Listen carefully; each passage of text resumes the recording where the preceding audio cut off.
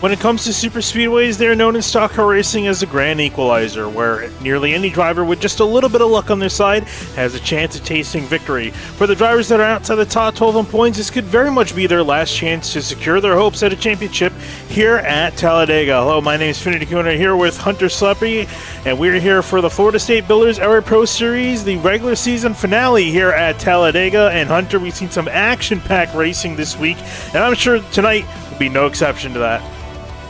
Yeah, there will be some action tonight, to say the least. We've had a different winner here every time area is gone. The Pro Series has been. Got to go all the way back to Season 1, where Alan Ballacchino won the first time here. Ryan Swan with an impressive win in Season 2. Travis Beckner got it done in Season 3. Then Swan won again in Season 4. Shane Abbey won last season, Season 5. And Finian, all 5 of those races, there's been a last lap pass in each race. And it doesn't matter how many laps you've led either. The driver that's led the most laps here and won in a race amongst the winners was Ryan Swan in Season 2. He led 8 laps, but he's also the only driver to win from the pole back in Season 2. So really doesn't matter where you start, doesn't matter how many laps you lead. All that matters is leading that last lap. And we saw a good example of that on Monday night, where Tyler Nichols won his way into the playoffs with an impressive last lap move on Blaze McKinney by 28 one-thousandths of a second, and he was flirting with that top 20 in points. He was just barely in the top 20 in points and was able to win, secure a spot in the playoffs. And looking at the playoffs right now, so the point standing, some of these guys, if they win tonight, they're locked in. Looking back around Anna Sogak, so he's sitting 20th. If he wins, he's good to go for the playoffs. Then outside the top 20, it gets kind of dicey with Justin Munsell, Garrett Grant, Casey Lakatos, Brody Falliker, and then Alexander Bryson and Bryce Senesac might also be in that threshold of if they win and they're locked in, because they would propel them inside the top 20 in points. So a lot of moving factors here, Finian, as we look forward to tonight's race. Yeah, and you can see there that essentially the top 8 in points are locked in. 7 from the wins. 8, the 8th driver, Braxton DeWeese, is locking in Pure Land points. Shane Terrian looking pretty healthy in the points. He's got a decent gap. Alex Bell on back, though. It's a little bit of a toss-up, and that's really what we're going to be looking for tonight. Then also a quick look at the team standings. Fairly played out so far for 609 Motorsports, doing very well, 160 points over Central United and Furnace Racing in behind them. So team standings-wise, looking pretty good for 609 as they run. And speaking of as they run, practice just wrapping up here on the track. A couple drivers out there just getting some last-minute practice. And one big thing to practice would be heading down to pit lane. As Tom Bourne gets a little bit of rub fenders with Shane Terrian there. But pit lane, that's going to be a big one. Yeah, we saw that Monday night as well as Tuesday night. Guys coming in, trying to get it down the pit road speed. Saw some guys speed. Saw some guys even slide through their pit box, which that's not a good thing that you want at Talladega. You want to make sure you get that under 55 RPMs or miles per hour. RPMs really don't matter. If it's 55, that might be a blown motor. But you want to get it to pit road speed, and you don't want to overcook your tires. And you also want to make sure that you get every adjustment in possible, whether it's just tires or fuel, if you want to do tires on the left side or the right side. Make sure you get that done, because I believe it was last week where I believe it happened to Jake Nichols. He had a very long pit stop, and he was sat in his pit box for quite some time because he didn't get all of his adjustments in. So you want to make sure that you get that in. We see Rafe Slade and... well, there's the 2, the 28. They're going to bump and lock, and that's what you don't want to do, Finian, because if that was during the race, the 2 of Mitchell would have been caught speeding. Yeah, he would have been caught speeding, and that's the last thing you do want to have here as practice is wrapping up here, and we get ready to look forward to qualifying here. Again, obviously, as far as most tracks are concerned, qualifying, obviously, the super speedways, not a particular point of concern for these drivers. You know, you can start in the back, move your way to the front. We do have a fairly big field here, as we've had all season long across all 3 area series. So you don't necessarily want to be at the back, but you definitely have more than enough time to work your way to the front. The big thing is making sure you're not involved in any of the madness or in a wreck. Yeah, that's the last thing you want to be caught up in, is some sort of tomfoolery like a multi-car wreck, or even a big one where it's not even your own fault and you just get plowed into from behind, or you just you're in the middle of it with nowhere to go. So It's always a big concern here. They did want to bring up that the ARCA brakes part, is I like to call it, just avoiding the wreck, but the guy behind just doesn't get the message. That can happen here. It's happened time after time, but we'll have to make sure to keep an eye on those in the back as they close in on the wreck. Don't want to have it happen too soon, but one of the worst things that could happen is if it happens in the middle of a turn, like turns 1 or 2 or even 3 and 4, where Monday night we actually had the big one happen on the last lap, and there were only about 4 or 5 cars that made it through for the initial finish, and everyone else was just a straggler from getting caught up in that wreck. So gonna want to keep an eye on the big one happening in between the turns. Riding on board here with Travis Beckner, as in the 27 car is going to work his way to the start-finish line. Get started on his flying lap, 1 of 1. Drivers only have their 1 attempt to make a run, and again, shouldn't be too difficult for these drivers to pull off here. No, it's just hugging the bottom line on your qualifying lap, but on your out lap, you want to run the outside as close to it as you can and try to build up some momentum, get the car up to speed before diving down through the tri-oval and then onto the bottom for your initial lap. Sometimes you will see guys like Beckner start to motion up a little bit in that second groove on the backstretch, but through the turns you want to be as close to the yellow line as you can. Working his way out of turn 4 right now, keeping that car glued to the yellow line. And big thing, we've been seeing a lot of the drivers in qualifying this week taking advantage of that bottom apron on the front straightaway. Jump on down there and across the line. We'll see for Beckner where he'll end up, 54.5. And that'll put the 27 up on provisional pole, but these lap times are going to come quick. Braxton DeWeese is back in 5th as the times start to come in. Yeah, that is allowed during qualifying, where you can go below the apron on the front stretch. That is allowed. So not during the race, but we haven't seen any of that where if someone gets forced below the double yellow line, thankfully. Haven't seen that yet. You're too far ahead in the script, Hunter. Hey, I didn't say what lap it was going to happen on. As David Weiser comes flying across the line in the 33, we'll see where he ends up.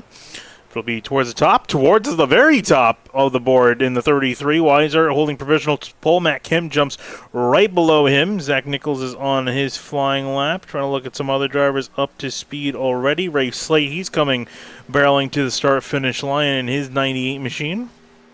And we'll see where this will put him.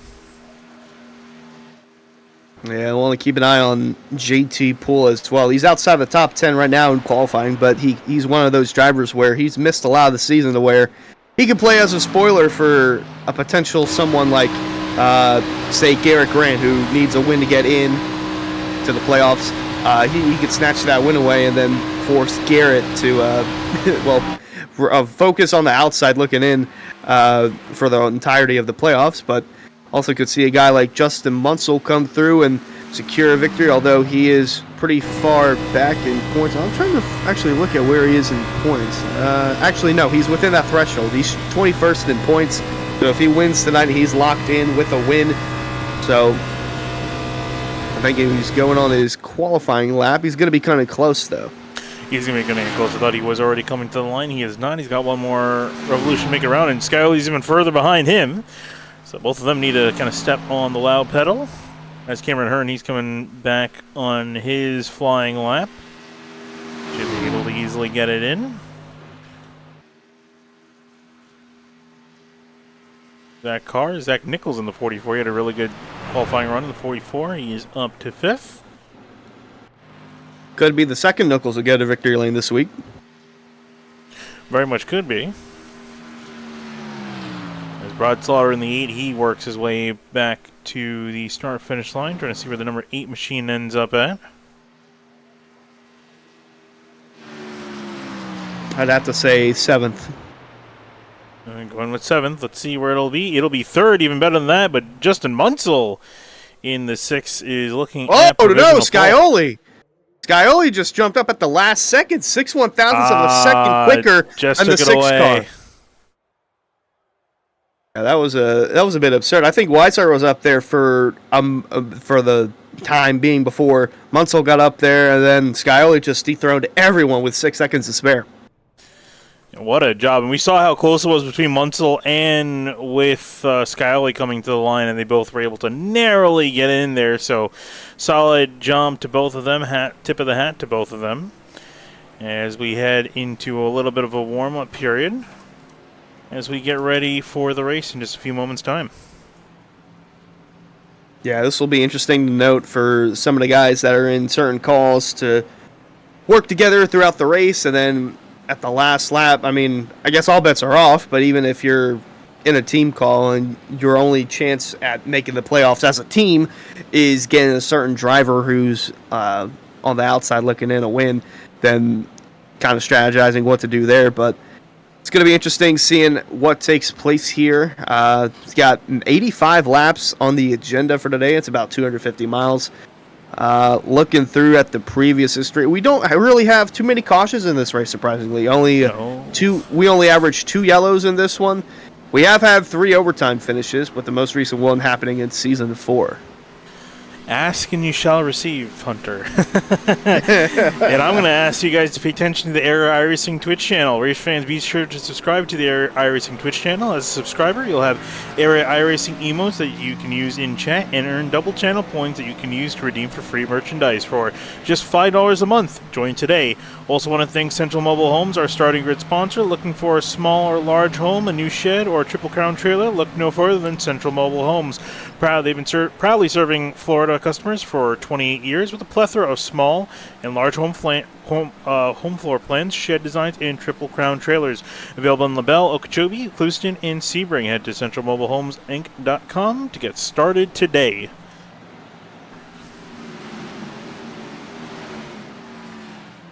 But yeah, so you're talking about the amount of cautions we've had. What's the average we're kind of looking at, just to get an idea where we're at?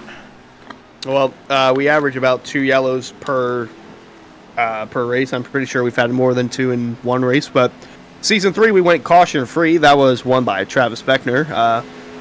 And then looking through, the last yellow to come out for the Season 5 race was 6 to go. So I think it was a green-white checker, but it was an unofficial attempt at a green-white checker. So also, Shane Abbey is the furthest to come from behind to win. He started 25th last year and was able to notch the lead up with about 1 lap to. Yeah, he had a last lap pass, but he only led 2 laps.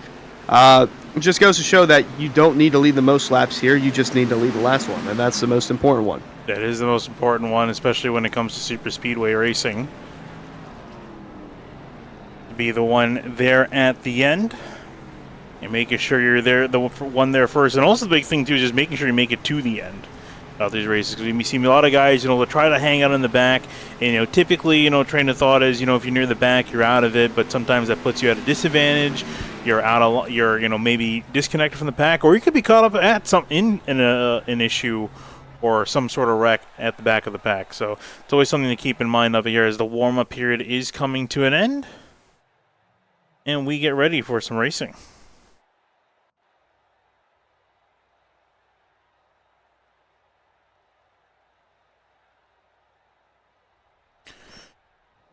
And let's start kicking things off with our starting lineup. Starting on pole is the number 7 of James Scully, and next to him, who just missed out on it by about a couple seconds. If it was just a second too longer, it would have been Munsell that's starting on pole, but he's going to be lined up second place, the number 6. Yeah, 6 1,000ths short for the Munsell. Row 2, it's going to be David Weishart starting 3rd in the 33, and alongside him, Brad Slaughter Jr. going to start 4th in the number 8 car. Moving on back one more row, Matt Kemp's lined up in the 51 in 5th place. The next time it's going to be Bronson Stafford. He's in the 61. He's rolling off in 6th. Row 4, you'll find Philip Groner in the 11th, starting P7. Alongside him in P8 is Casey Lakatos in the 50. Moving on back behind them in 9th, Zach Nichols. He's in the 44. Next time it's going to be Joey Chapman in the 60 car in 10th.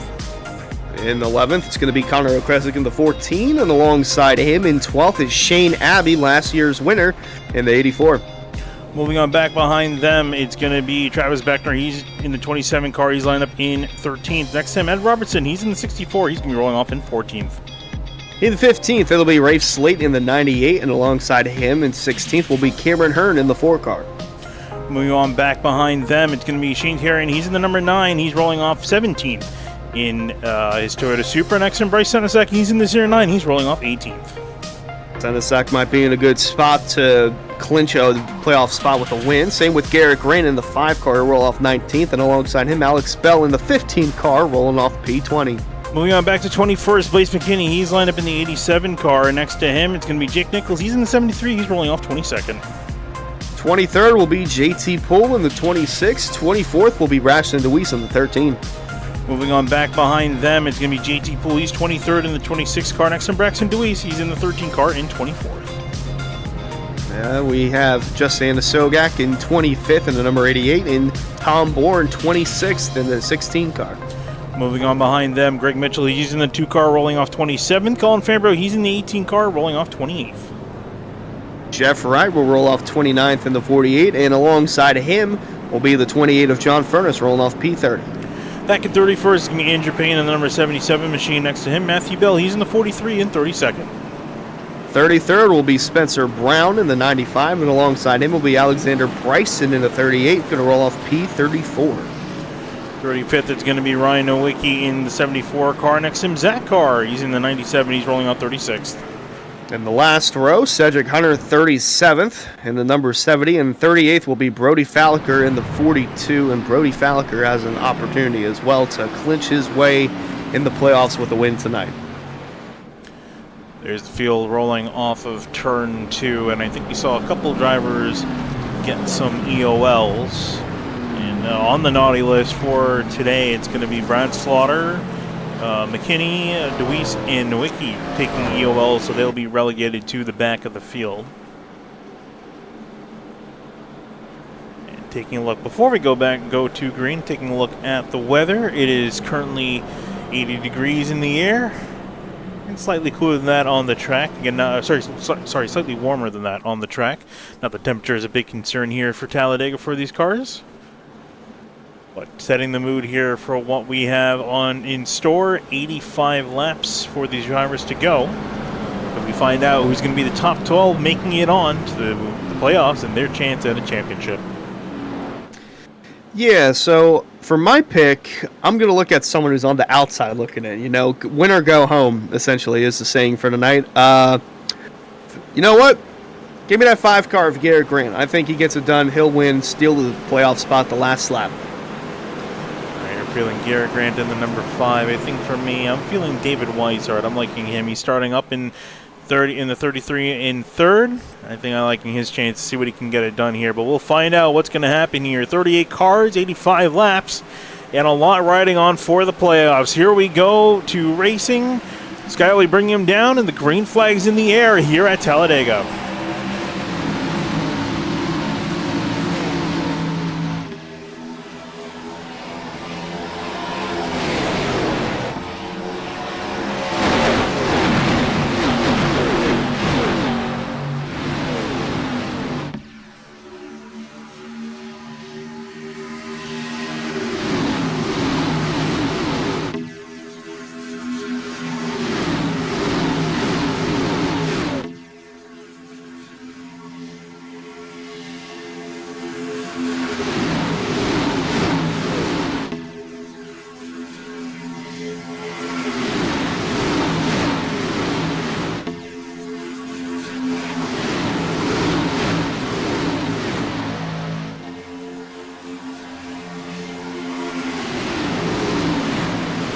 Field rocketing past towards the start-finish line, and it'll be Skyley that'll lead that lap ahead of Justin Munsell, still trying to make a charge on that outside lane. And speaking of the outside lane, a third one starting to form up. I've been seeing a couple drivers trying to go up there and make something work, but it looks like Travis Beckner, he'll be the first one to the gun, lead that charge up there. First one to experiment the 3-wide action. It's still a side-by-side drag race being led by Munsell in the middle lane. He'll have Bronson Stafford pushing him. And on that bottom lane, Skyley with the help from the 33 of Weishart, rolling into 3 with Alex Bell, the lone helper for Travis Beckner in the 27 on that third lane. Interested in seeing they can keep that up there. You can work 2 cars pretty well with the Pro Series cars, but unfortunately I think you're going to need a little bit more to make something happen. And I see that, as I say that, Jeff Wright jumping up to join the 15 in his endeavors, trying to push to the front here. No one from the middle lane notably going up there, and it just seems to be them two up there. Still no change on the bottom or the middle as they run. There's Matt Kemp in the 51, blinking in and out in the Taco Bell machine, but yeah, some more drivers starting to get more comfortable on that outside lane. I believe that was not a solo car, but Jeff Wright's going to jump down. That was Jake Nichols in the 73, and I think Justin Sogak just went up in the 88 behind him, but Nichols already getting comfortable in that third lane. There is Justin Sogak, as you mentioned, joining up, as well as a couple others in behind. That lane's starting to form pretty strong, and now starting to make some moves and attack the drivers at the front. Wright leading that charge, like Beckner leading that charge, followed by Alex Bell. And then looking on board with Jake Nichols as they work past the start-finish line to complete lap number 3. Still not quite able to get up there, but they're mounting a decent charge, and it's Justin Munsell that I think barely able to lead. Not sure he led that lap. Let's take a look and see as he led. He's led 2 laps so far of the 3, so he's just been able to poke ahead of that 7, but not much more than that.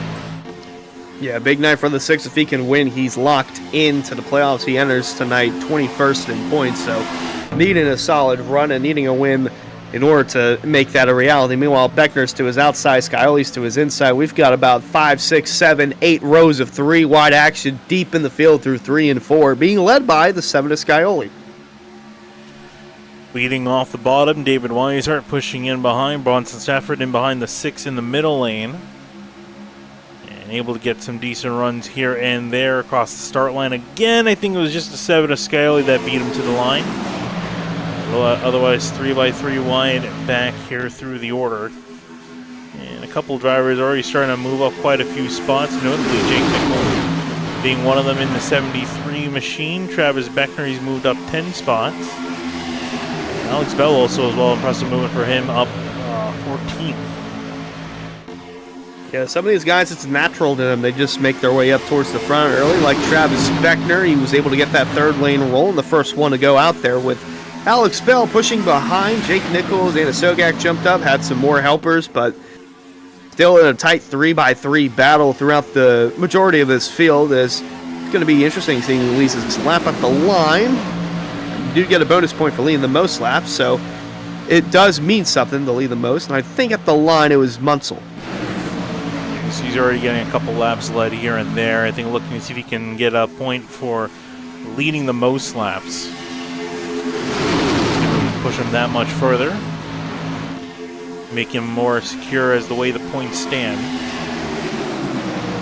That's a tough risk, though, trying to keep that car up there, trying to lead the most laps, but you're also putting yourself at risk. In case you get turned by someone off someone's nose, you never know. Especially later on the race when these drivers get more and more aggressive. Although on the pace lap, they were fairly conservative. We were getting word that a lot of drivers were saving on the pace lap. And that's because some are feeling they might have a chance at making it. That's a bit of a stretch. You know, typically you can go around 40 laps on a tank, give or take, and it really depends on how much you're going to be saving. And especially some of the drivers near the back, I imagine they're going to try to save some. Maybe to have a chance at making it, but it's going to be very tight. I think you're going to need a caution or two to really help you stretch that. I think there's a good chance we do have a yellow in this with the way they're racing this early on. A lot of 3x3 action throughout the front of the field. It's still the same guys leading through, although Joey Chapman, Matt Kemp in the 60 and the 51 continue to blink in and out as the 7 of Scioli still leads the bottom, the 6 of Munsell still leads the middle, and it's still the 27 of Beckner leading that outside lane. He's gotten up there, but is not quite able to poke ahead. And I don't know how much that's going to change, really. They got as much support as they can get, and they got quite a few cars on that outside lane, but just not enough oomph, I guess, to really push them on through to get to the lead. But Justin Munsell will remain the leader. He's feeling fairly comfortable in that middle lane. Hasn't had a reason to leave it. Look off the back there. Bronson Stafford has been with him since the drop of the green flag. Can have a nice run down the backstretch here. That middle lane's going to get the oomph. And then even to the outside of them, that outside lane's starting to get the oomph. Travis Beckner's going to the lead. Not sure if he'll be able to clear. He will if he wants to go down, and he chooses to do so. From top to bottom, just like the elevator. And now he's leading the middle lane and going to be leading the middle lane now, just trying to lock as much as he can, which I don't know if that's going to work well. See him looking in his mirror constantly, his eyes darting because he's got no one ahead of him. So the only place is just to make sure he stays on the racetrack. Constantly looking in his mirror to see what the other drivers are doing. And he's just getting past. There's Alex Bell, the driver he left. And Alex Bell's just going to slam in front of the 27, saying, "That's what you get for leaving me." That was the dicey move from the 15 there, as he'll lead the bottom lane now, and Beckner's now got a car in front of him, so he does have to look in front of him and behind him.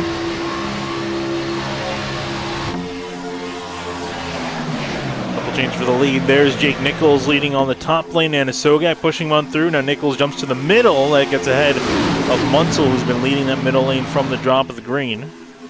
And now Anna Sogak up on top, and he's got the 4 of Cameron Hearn. 15 and the 27 are getting a little bit too comfortable with their shoves being made. It almost looked like, oh, there goes the 15 up to the outside. Alex Bell was kind of close with Beckner's front bumper, to say the least, but Anna Sogak, Jake Nichols, all these guys that are up front now, they were on the outside lane at some point, which is now being led by the 4 of Hearn. I wonder if that was Beckner also trying to maybe persuade the 15 of Bell to get out of the way. Kind of just pushing him so uncomfortably that he decides to go up there and jump up with Justin Anasogak, a friend of his from the previous league. So it's a potential ally he can work with. Case of God is another one, and same thing with Jeff Wright. All of them recognizable names from the Outsiders Racing League, and they've jumped over here to race. And all those cars doing fairly well at the moment. Indeed, as now Jeff Wright's going to appear on that third lane again. So got the 51 blinking in and out, which I'm not sure if that's going to continue to be an issue or if the admins are going to have to take action to it, but don't want to have that happen to a place like Talladega, especially with the intense pack racing that we have, where it could create a big one, but for now he'll stay in that pack, but the blinking's definitely going to be an issue if this persists.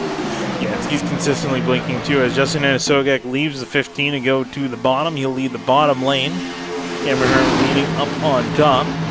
But we'll keep an eye on the situation. Usually the admins will tell him to drop to the back potentially if it continues to get worse. But we'll see what they decide to do here. There's just over 10 laps into this race. The lap's starting to tick off. And taking a look at some of the drivers maybe further back in this pack. A couple drivers are really checked out near the back. Almost dangerously far back here. Shane Tyrion in the number 9 machine. Driver that needs a decent performance. He's not completely safe, but I think he's about 30 points above the cutoff, so just needs to make sure he finishes in an okay spot. Tom Bourne back here in the 16. Braxton DeWeese, Ryan Nowicki, Brad Slaughter. All of them trickling in the back of the field. Yeah, it's a good strategy to play early on. Just staying away from the trouble. Don't want to get run over from behind. As that is the last place car, Brad Slaughter. So you can see every car in this shot right here. And what is that, about 3 seconds separating first and 38th? But yep. Yeah, it's still a good strategy this early in the going. So no harm, no foul here. You can look at the lead outside lane really starting to die out and drifted back with Cameron Hearn. Now looks like, I think that is JT Poole in the blue car jumping up to the top. Jeff Wright in behind, and there is 09 Bryce Senizak trying to make some moves. Yeah, Senizak potentially on that threshold of winning and locking himself in. He's got a really nice run down the back. He might even have a shot at the lead going into turn 3 with JT Poole behind him. Mentioned JT Poole could play a spoiler to someone potentially like Bryce Senizak or even David Weiser in the 33 if he gets up here. Anyone who has a chance of locking in their playoff spot tonight with a win could be at the hands of JT Poole trying to spoil that as he's pushing Senizak towards the front. Not going to be enough to lead this time by, and will be Anasogak in the 88. Might get him next time by, though. They might need another car or two up there to really help them go. Cameron Hearn drifting further on back. Actually, that's not Cameron Hearn. That is the 42, Brody Folliger, working his way up to catch the drivers on the outside. So they got 4 cars. It's decent enough to start making a push, should they choose to do so.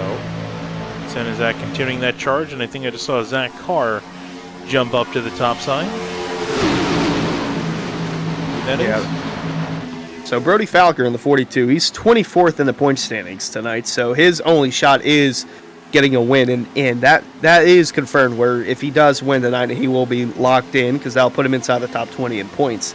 Senesac is 26th in points, and I think that's as far back as you can go, depending on where some of the rest of these guys that are just on the outside of the top 20 finish. If they get caught up in a wreck, then the 09 might be moved into 20th there.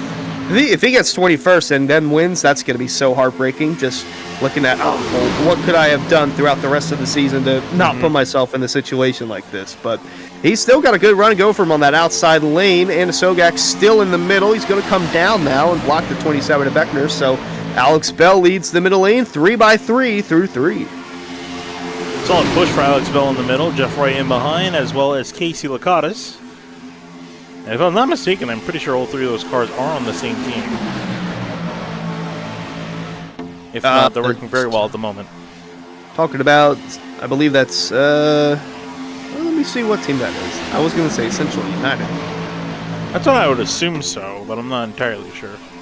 No, Alex Bell is Central United. I think Anna Sogak is, he is a reserve for 609, so he was Central United last year. And then Bryce Senesac, I believe he is David Weishart Racing. Yes.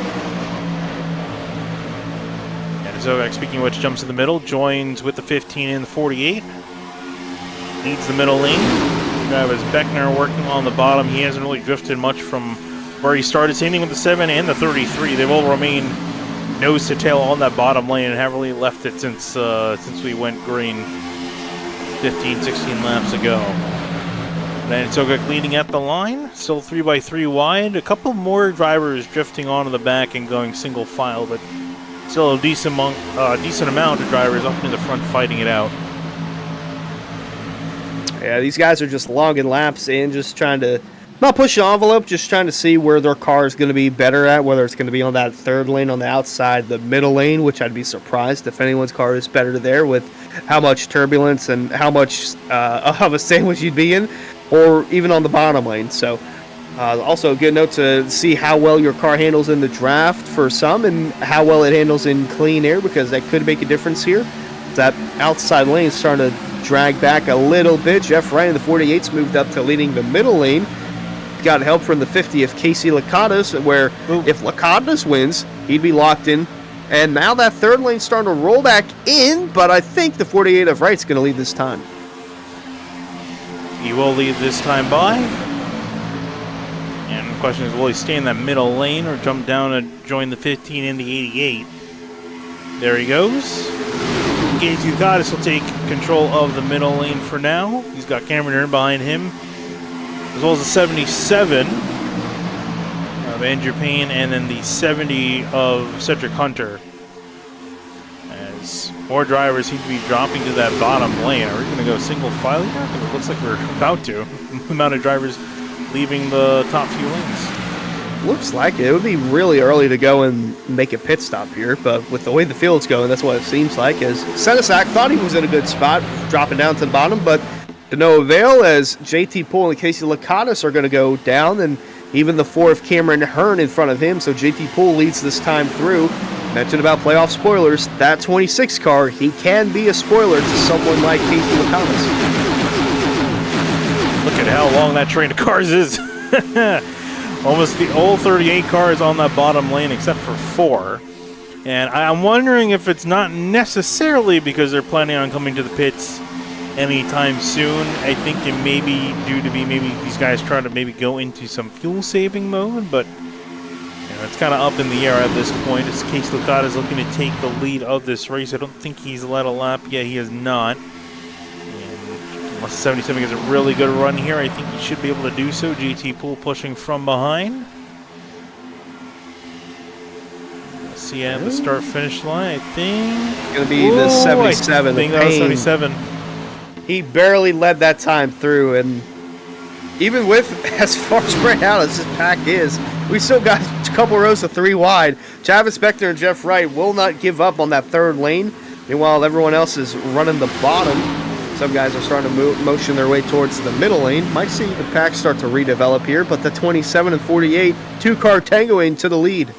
I'm sure Casey Scott is slamming the desk saying, dang it, guys, I wanted to lead at least one lap. And he's not going to get it now. There's the 77 jumping to the bottom.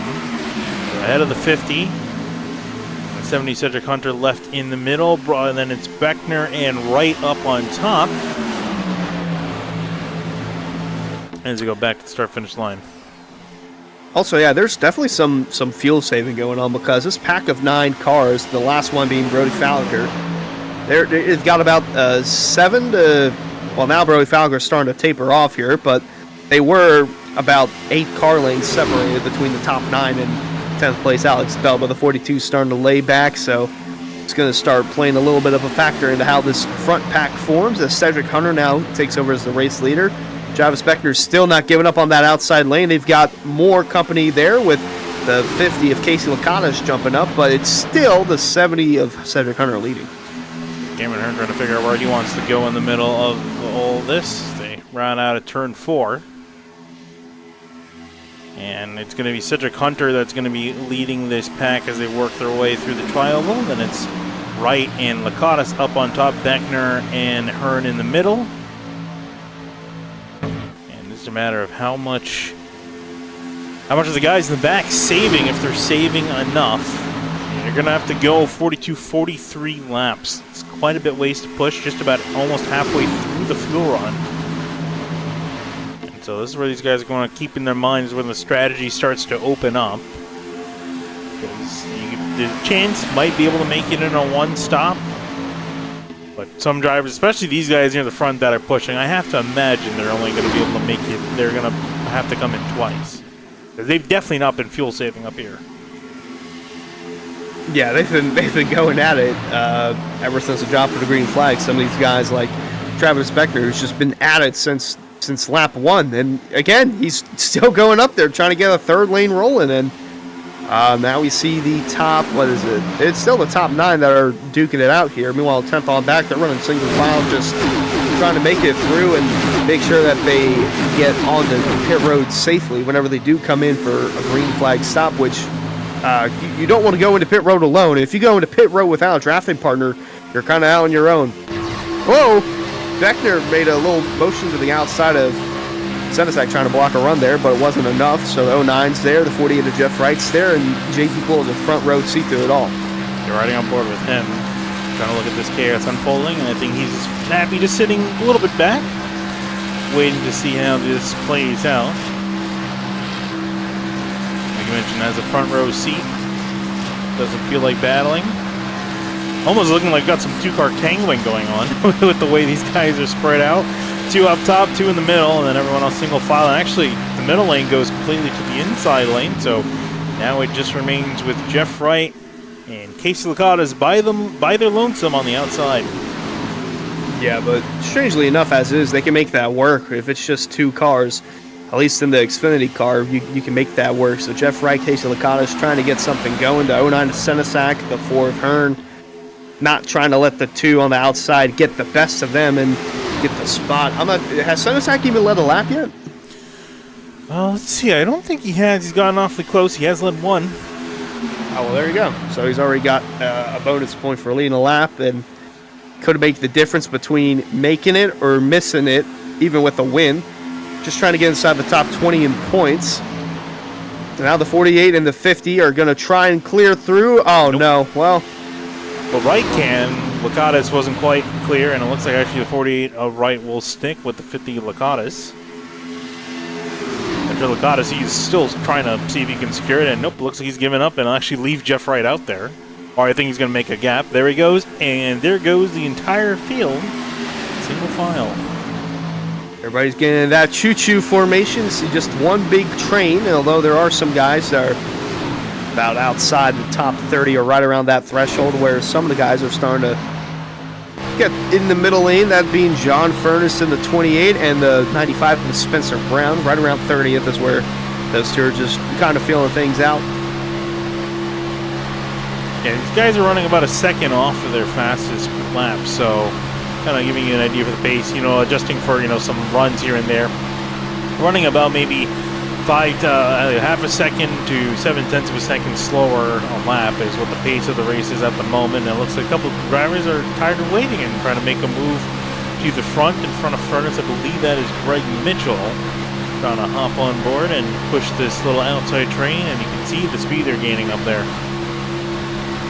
Yeah, they're starting to make it work, starting to navigate closer and closer towards the front as, boy, it looks like a rocket ship from the vantage point of Greg Mitchell. I mean, look, it's like you're racing on easy mode. That's how easy it looks. Running about 7 miles an hour faster than the drivers on the inside lane, and from around 30th, they're going to be jumping up there now with 15th. Yeah, they're march forward. They're making a lot of time. I'm wondering if someone's going to jump up from the top 15 or so and try to stop this or try to be the leader of this. It seems like a lot of people are just kind of in a fuel saving mode, so I don't think we're really going to see a lot of people jump up there. Yeah, if you can save that extra stop, that is huge. But of course, the big kicker is that if you're going to try to do some strategy where you make a one stop, you need to be in a group and need to coordinate with that group. Well, they're about to march their way inside the top 10, and this could be big if they can. If all these, I'm not sure if all these guys can get in line, but some of these guys can get in line, make up a ton of track position before making pit stops. That could be really huge. As they're now working inside the top 10, getting around the 15, the 42, and the 26. So that too is marching towards the front. Wonder if Case Lakatos may jump out of lane. See an opportunity for him to lead a lap. And it doesn't look like the 50 will do so. He is sticking to the bottom with the 48 of Wright and Cameron Hearn. And there goes Wright and Lakatos, actually. Late move. It felt like someone was going to do it and try to jump on. So the 50 and the 48, shocker to no one. They were the last two, and now they're the first two to jump up in that outside lane and try to navigate their way back towards the lead as we're looming on green flag pit stops. Start knock on the door of that window. And if we're, for those who are planning on making it on 2 stops, may see them pit relatively soon. Or maybe not. Could see almost everyone in the field to attempt to try to stretch it. In which case, you're going to have to pit. The entire field's going to have to pit the next 10 laps or so. We are getting awfully closer to that window. And then that's at that point, you really hope you practice your green flag pit stops. You better hope that you did. Otherwise, you're going to be a sitting duck, and you don't want to be arc breaking people heading into pit road. Greg Mitchell's decided he's had enough. He's dropped out of line. And looks like a couple others from that outside lane. They're starting to find their place further up the order. Lakatos still trying to push Jeff Wright on through, but Wright Senezek is having none of it. He wants to keep the lead of this race. Trying to get as many bonus points as he can, because like I said, he's 26th in points, so even if he wins, he might be flirting with that top 20 cut line. We don't know what it's going to be like, but every point matters, and there's the 48 cutting off the 09 and Senezek trying to get to the lead. So, but yeah, the 09 and Senezek, he's trying to get as many bonus points as he can. So it's a bonus point for leading a lap, leading the most laps, and then winning the pole, which he did not get. So technically the 7 of the Sky early, even though he's pretty far back, he can get all 3 and just wipe that away from someone else who's close on points. This might be a chance for Lakatos to get a lap led here. A decent push from behind from Spencer Brown. And Bryson is not connected, and it looks the 50. He will lead a lap, so 1 extra bonus point to him. And he can finally be happy and go to the bottom. Yeah, a little tuck in line, but that's big for Greg Mitchell, John Furness. You saw how far back they were side by side for 30th at one point and jumped up over 20 positions to 7th and 8th on the racetrack. So that's before green flag pit stop. So that's going to be pretty huge for whenever they come down and make their pit stops. Choo-choo train is back out in full force. Everyone on the bottom and in the group. Looks like this time no one's willing to get out there to the front. And imagine you're going to see some of the guys near the front. They're going to have to come in sooner rather than later because they've been out in front. They've been facing on the wind head-on and facing the most drag, therefore burning up more fuel. So they're probably going to have to come in sooner than some of the guys that have really laid back here the entire race. I mean, taking a look at Justin Munsell, he was in the lead too long ago. Now he's all the way back in 31st. Yeah, still plenty of time for him, though, to come through the field and make up that ground, whether it's through pit stops or during green flag conditions during the race and whatnot. So the 6 just waiting to make that first pit stop, and then I think we'll start to see the aggression level rise in some of these drivers. On board Braxton Deweese, haven't heard a lot from 13 Machine, running in 36th. He's been very quiet, just laying back here the whole time. One of the drivers really just been kind of chilling back here, and I think been in fuel-saving mode from the drop of the green. So, you know, as far as fuel, they're looking to be the best. But man, look how dirty his windshield is. And that's what happens when you're in dirty air, and you're in Talladega, Alabama. So, of course, there's a lot of bugs down there. It's hot, it's humid, so you got a lot of mosquitoes on there. Maybe that's a fly, I don't know. But, yeah, not too bad for the 09 of Senesac. He doesn't have too much on his windshield. I can tell these guys are bored. I can hear someone singing Beethoven's, I think Ninth Symphony. I can hear in my other headset. Da, da, da, da. I can't tell who it is, but I can hear it. So they're getting, I think, a little bit bored hanging out in line. Of course, again, this is the calm before the storm. Yeah, then you cue the Jaws music. Everyone just trying to save fuel and making on mileage, except for Bordy Falker. He's decided enough fuel saving. Felt the boredom. He's trying to make a run up there by himself, and he's actually making progress, and this is really showing how slow these cars are going. Look at that. Purely on side draft, he's making it up there. Yeah, Falker entered the night 24th in points, so he needs a win, and this is his way to get a win. This brilliant move from the 42 as he's now trying to get around Herb for 5th. He'll do just that, but I'm not sure if anyone's going to let him in line here. Actually give you an idea of how slow the laps are. It's showing in speed, but you can see the difference in the speed from the previous lap to the best lap. As far as time's concerned, whoa. Oh, Jeff Wright makes a aggressive move out of lane. Look at it, actually, they're starting to build a gap from Cameron and Hearn. They're really chugging it down. So the best lap, 50.6. Their last lap, 54 flat. So they are really slow the pace of this race down. They've really slowed it down, and we're starting to see a packed breakaway. It's just the first 5 cars breaking away, the 48, the 42. Well, now the 42 has nowhere to go inside, but we saw JT pull back there in that second pack of cars. He's tired of waiting. Some of these guys, like Greg Mitchell, maybe they're tired of waiting. Yeah, and Zach Nichols in the 44, he's tired of waiting as well. Yeah, and then what we're seeing is some guys are like, oh crap, the pack ahead is leaving. We need to go, guys. We need to go. We can't let the pack leave. So now the pace is going to shift up. I'm sure everyone's going to have much quicker lap time now this time around the track. Look at the 44 of Zach Nichols flying on through. He's got the 51 of Matt Kemp in behind, as well as John Furness. So, oh my gosh, they are flying. Yeah, the closing rate it got a little bit dicey there, but yeah, they were. Where were they? They were outside the top 20. And here comes outside the top 10. Nichols, like, is he coming from way back? Sorry, not Nichols, James Scioli. They were outside the top 10 last lap, and now they're 1-2 on the field. Right on board here, and this is purely, again, just using some side draft and maybe a little bit of slipstream from the cars up ahead. There's JT Poole jumping out in front of him. David Weishart coming back up through the order. What a wow! This is an interesting one. I've not seen a lot of this at Talladega. Yeah, only with the next gen you see this in. At least in real life. It's the only reason we have 4-wide racing.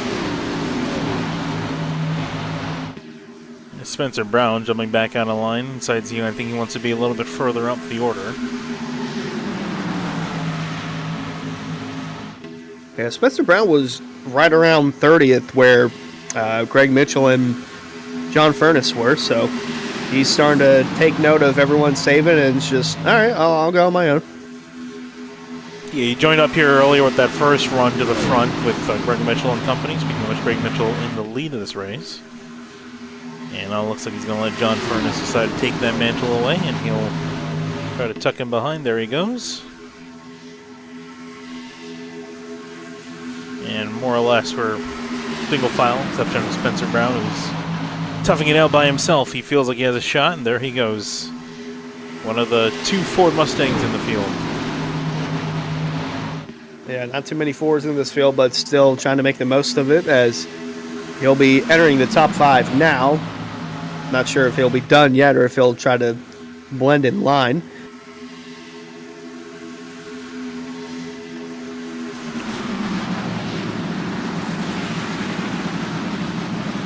There goes the entire field. One line, about 6 seconds separating the first place driver to the last place driver. And all of them relatively in a group. A couple drivers a little bit further on back behind here. And again, you want to be very careful near the tail end of this pack. You really do not want to lose the draft at this point, as we're nearing halfway through the race. And at the tail end of this line is still Brad Slaughter Jr. Barely see the leading group through the rest of the corner. That's how spread out everyone is. Yeah, Slaughter's buying his time running in 38th, but that's honestly the lap that we're on. So getting closer towards halfway, would expect to see some of these guys start to make pit stops soon. Yeah, we're going to see them. I think they're really going to be trying to stretch it again. Lap 42, lap 43, that's when you're kind of looking at stretching this out too, before you come in to make your stop. Spencer Brown, he's taking the lead. He's driving away. that's crazy. It's a single car breakaway at Talladega. I've seen fire and I've seen rain. Yeah, well, all that's missing is Andrew Payne. There's Jeff Wright saying, "No, you don't. Come back here." Saw the calm before the storm. Picks up back with Spencer Brown. Brooke Falker's trying to see if he can get ahead of the 28. He's going to try to squad in line. There he goes. I gotta tell you, this is as odd of a Talladega race as I've ever seen for area. I don't even think they did this last year. Reminds me of a small race they did at Daytona with the Cup cars, the Gen 6 Cup cars. And it involved us. We were all trying to make it on fuel, so we slowed down to like 150 miles an hour. This is nowhere near that kind of level of crazy, but it's still crazy. We're going a solid 3 to 4 seconds slower than the normal pace, and seeing some breakaways here and there. It's a gap between James Scioli and Cameron Hearn, about a 7/10 of a second gap. And we're seeing another push. We're seeing another breakaway up ahead. Up and pit stop. Spencer Brown by his lonesome. That's not going to fare good for him. No, that's the one thing you didn't want to do, but mentioned that he drove from about 30th all the way up to the front, and yeah, a little 2-car tango here, but it's back. Yeah, so one thing you didn't want to do if you're Spencer Brown, but unfortunately he pitted on his lonesome, which I was actually just about to say. I'm curious as to how this is going to factor out when everyone comes through and makes their pit stop, because there's a lot of separation throughout this field. I mean, you have a big pack back there, but for guys that are separated like the 48 and the 42, even the 44 and the 51, really curious as to see how they're going to blend out. There's 48 to 42, then the 44 trying to eke out ahead, but he's kind of leading the group. And this reminds me a lot of bicycle racing, where you see kind of groups split away and trail ahead of the main group, the peloton, try to go off into a sprint. Typically they sprint away near the end of the race. And now more groups trying to catch back up. There's JT Poole being pushed hard by Weisard and Skyler. Look at this. Whew. This is ridiculous. I mean, this is just a 10-mile-an-hour difference at bare minimum. And now here comes Weisard looking to get a lead and looking to lead a lap here in the 33. This could be huge for him. Bonus point for leading a lap, and he is sitting 15th in points right now, so he could technically point his way in. Doesn't necessarily need a win to get in. Main thing is that we've reached lap number 42. I could hear the bells ringing. I think you're going to see some guys come down to pit lane. I'm sure if they can, they're going to try to go an extra lap further. And I think I heard someone yell on the radio, "Here we go." There's Jeff Wright. He'll lead the charge down to pit lane. Whoa, Brody Falliker. Oh, he's definitely sped. Yeah, that's definitely a speeding penalty. I don't think we need a radar gun to show that, but not a lot, actually. Only a couple drivers.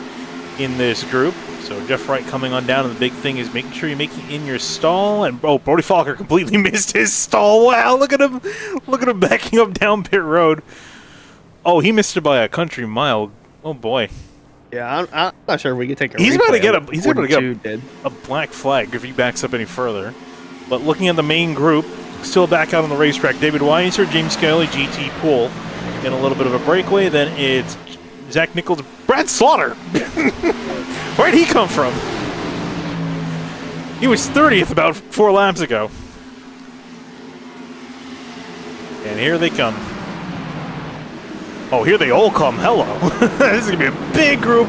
Doing speed, boys. Oh, the 33 Weiser went very close to pit lane exit. And, oh boy, it looks like they are under caution.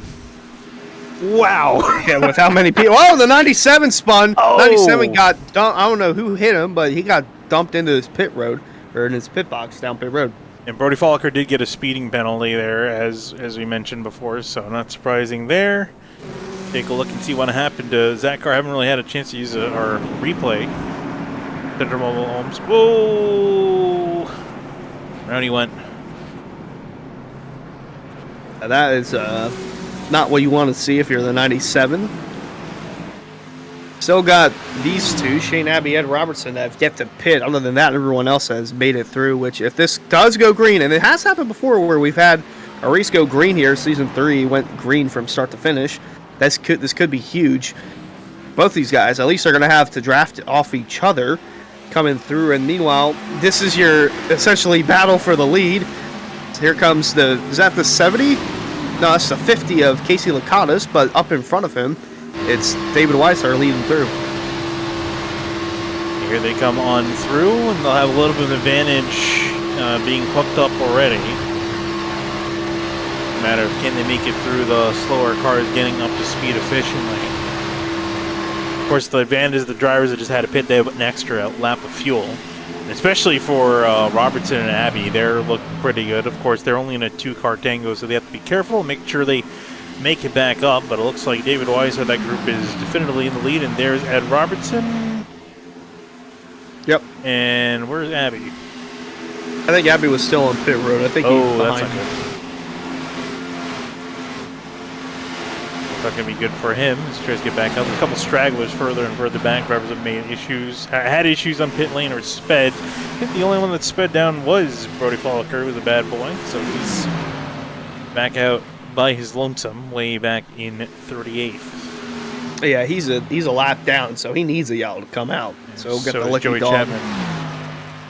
Yeah, Chapman, he would get bunched back up with the rest of the field, but when they cross the stripe, it'll be 40 laps to go here from Talladega. It's the regular season finale for the Florida State Builders Area Pro Series, and we've only seen it a couple times tonight, or I think only once, but our replay sponsor, Henry County Motorsports Park, had a good look at the 97, Zach Carr getting turned around on pit road, but no need to fear, everyone. Racing is back at the Henry County Motorsports Park on this is October 19th, so I actually didn't get the ad read updated for this time, but it's October 19th. October 5th already happened. That was last week, but you guys can see on October 19th, Cruiser Late Models, Street Stocks, Gladiators, and more. As always, tickets are $15 for adults with discounted prices for seniors, teens, and kids ages 5 and under are free. So make sure you see racing at the southernmost dirt track in America, located in Clewiston, Florida, off the U.S. Highway 27.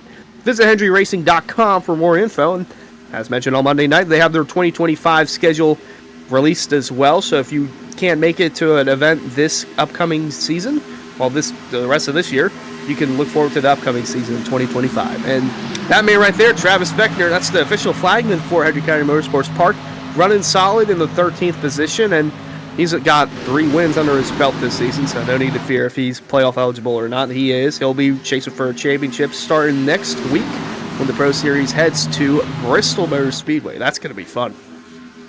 It is going to be fun, and I'm honestly kind of enjoying the fun that we're having here, just how crazy the racing has been. Already seeing another breakaway with David Weiser and JT Poole. Brad Slaughter Jr. not quite in a hurry to catch back up to them. And now the question remains, okay, these guys have saved fuel. They've shown they can at least make it to the distance. Now the question for this one is going to be how much more they're going to have to save until you push, because there's going to be that point where you save enough fuel, you know you can push comfortably without having to save any more. Then I imagine more and more drivers are going to try to make sure they get to that point and then they can just put the hammer down and not have to worry about it. So I think we're going to see something maybe similar where we see drivers play very careful and a couple other drivers try to just scoot through the order. Which is Bryce Senizak in the 09. He's done waiting. He's ready to go to the front. Yeah, he's got to win. That's his only shot at making the playoffs, and even with that, it's going to be tight on points for some of these guys. But taking advantage now for the time being. You see the smile on his face just going all the way to the front. He's going to slot himself in third. So really nicely done from the 09. Mentioned David Weishart. He's leading. He also could benefit with a win, although doesn't necessarily need it. He's 15th in points compared to Senizak, who's 26th in points. But looking to see the 74 of Ryan Nowicki as well. This is a guy who could just, again, playoff spoiler, like the 26 of JT Poole, just going out there trying to run as best as he can. If he wins, that's good for him. He's not going to be playoff eligible, though, because he's missed too many races, but could take an opportunity away from someone like Senizak or even Weishart. Just taking a look at the points as they run. Sorry, not points as they run, points of before the beginning of this race. Again, Alex Bell, Greg Mitchell, Kresick, they're the only ones in with a little bit of a bit on the bubble. Shane Terrian's running pretty decent as long as he has a decent finish. Pinning him really wrecking at this point. Then it's Bell, Furness, Weishart, McKinney, Miller, Fambro, Weaver, and Anasogak. They're all outside, plus even more drivers behind them. So a lot of drivers in a desperate situation where they need to get a win. So it is really going to be close for a lot of these drivers. It's a matter of seeing who's going to be one up near the front and who's going to push the envelope. Where's that 27 of Beckner? I think he's going to be the first one to push it. Let's see, Beckner. Where is Travis Beckner? 15th. Beckner.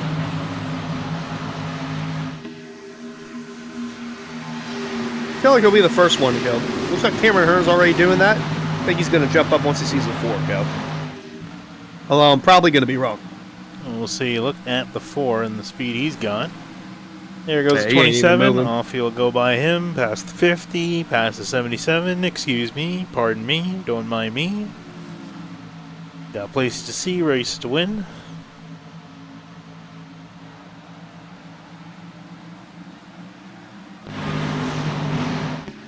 And as far as pace is concerned, these guys are continuing where they left off. Running pretty much the same pace. Again, their best lap, 50.7, 50.6. Currently running 50, actually running slightly slower, 54.3s, 54.4s. Yeah, so we're already starting to see some guys save fuel, try to make it to the end. Although with the way that they're going to be racing with about 10 to go, I don't think that's going to happen. And I was about a lap too early, but Travis Beckner is working his way towards the front behind Andrew Payne, and that is that the 15 of Alex Bell? What car is that behind Beckner? That is Spencer Brown in the 95. Oh, Spencer Brown. Actually, I'm surprised Spencer Brown caught back up. Remember, he came in really early by himself. I'm amazed he kept in with the draft. I thought he would have lost it easily. Yeah, Spencer Brown's going to be one driver who needs a caution because he pitted at lap 40, so he's going to be short to the end if this goes green. But, wow, that was really aggressive from Beckner. And I'm surprised he's going to try to get the lead back, or maybe not. It looks like he stalled out. There goes 50. Licata's in right. Whoa, a big run to the outside. The 15 trying to join them as well. Yeah, I'm a bit surprised Spencer Brown's trying to get up here near the front. If I were him, I would be in the back. I'll try to find some sort of eco mode on this thing to save even more fuel, because he has the worst fuel mileage out of anyone in the field so far. But Licata's to the lead. Jeff Wright falling behind him in second. They're going to lead. Oh, well, he's going to have no one to draft off of now, but it is going to be tough trying to save fuel. He was on his own for quite some time. By his lonesome. Not going to help that he's going to be leading. Yeah, I think even if he tries to save fuel, he's still going to be short because he pitted at lap 40. This is going to be like a 45-lap stint. Assuming when he came off pit road for the first couple of laps, he didn't have anyone to draft with because, again, he was on his own. So really going to be in a dire situation here, needing a caution or someone like that is Ryan Nowicki heading to the front. And if he could draft off him, that's going to be helpful, but I don't think it'll be enough to help him save to the finish. Oh, is Nowicki trying to break away? Amazed we can. Oh, does anyone see a wreck back there? I saw a bunch of people. Whoa. No, I think just some guys are tired of waiting back here and wanting to get the adrenaline flowing. Oh, no, there was a little something here. It was around the 88 at Justin Anasogak. One of it was just a big checkup. Oh, yeah, there you see there up ahead. The 70 went into the wall. Actually, I think it started with Cedric Hunter that had an issue. Up there. Whoa. Managed to save it. Odd. That's why everything's scattered. And, well, it's kicked off everything up to the front. Here they go. That's all it took. Yeah, just some good old side-by-side action now with, I believe those are teammates, Jake Nichols, and that is Philip Roner in the 11. Yes, they are teammates, and just like that, they've two-car tangoed their way to the front. Tired of waiting around. Off they will go. There goes the 95 of Spencer Brown with a block, trying to push the Nichols car up to the top. Groner going to follow on through. Push him to the lead. There is Andrew Pena as well in behind, so they're going to slot themselves in. Justin Munsell in the 6, trying to make some forward progress. He's got Cedric Hunter, who's the driver almost wrecked around, as well as Justin Anasogak, and off they go forward. Shane Terrian, we've seen him. He's been very quiet in this race, the number 9 machine. Now here he's sticking his nose near the front. Yeah, starting to see some more. He just spun around a pit lane. Look at that. This car still has damage from it, too. The beauty of Talladega as Zach Carr has re-entered the fray. And now we got some 3x3 action for the lead. There we go. Now we found a little bit of normalcy as things start to kick off here. So aggressively 3x3 wide. First time in about 20, 30 or so laps. We seem to be this aggressive. Justin Munsell go down, and it's the 61 of Bronson Stafford up top, and Shane Terrian will leave him dive to the bottom to take the lead. Shane Terrian gonna try and snag a win here at Talladega, try to get something going in the right direction for the 9 car. I mean, he's 5th in points, only 4 top 10s on the season, though, so a win would definitely be some boosted momentum in the right direction for sure. He's going to lead this time through, but here comes Cedric Hunter on that outside lane. So 1 bonus point to the number 9's name. Cedric Hunter trying to run around the outside, see if he can take that lead back. With the 88 following in tow. And we are seeing a couple cars, quite a few cars I should say, straggle in behind, and they're not quite pushing. Whoa, Terrian, a big block to the out. I guess he wanted to just lead a lap. And I think he's going to drop back. Point. Yeah, that's a smart strategy, I would say. Because like we said, he's got like a nearly 30-point buffer between himself and, I believe, 10th place in points. So pick up that extra point, drop in behind, and cruise to the end. All the number 9 that Terrian needs to do. Nothing too drastic for him. As Munsell continues to lead, it's Jake Nichols, then Cedric Hunter, Phil Groner, and Asogak the top 5.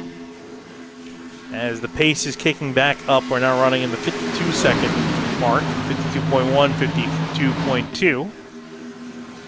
Picking it up from the 54s that were running just before. Yeah, these guys starting to get a little more single file now. Some guys still trying to make their way towards that second group, but for the most part, it's still single file. Now here comes the 3 cars on that outside lane. That's going to be Cedric Hunter, Bronson Stafford, and or it might be just 2. Looks like Cedric Hunter's going to dive down. Bronson Stafford, I think, is going to be left out there. It looks like Munsell's actually letting him into the line. I'm surprised. Look at him being nice. Nice guy letting him jump in line. I guess for him, he's looking up. It's more a chance I got to save some fuel money if I have to.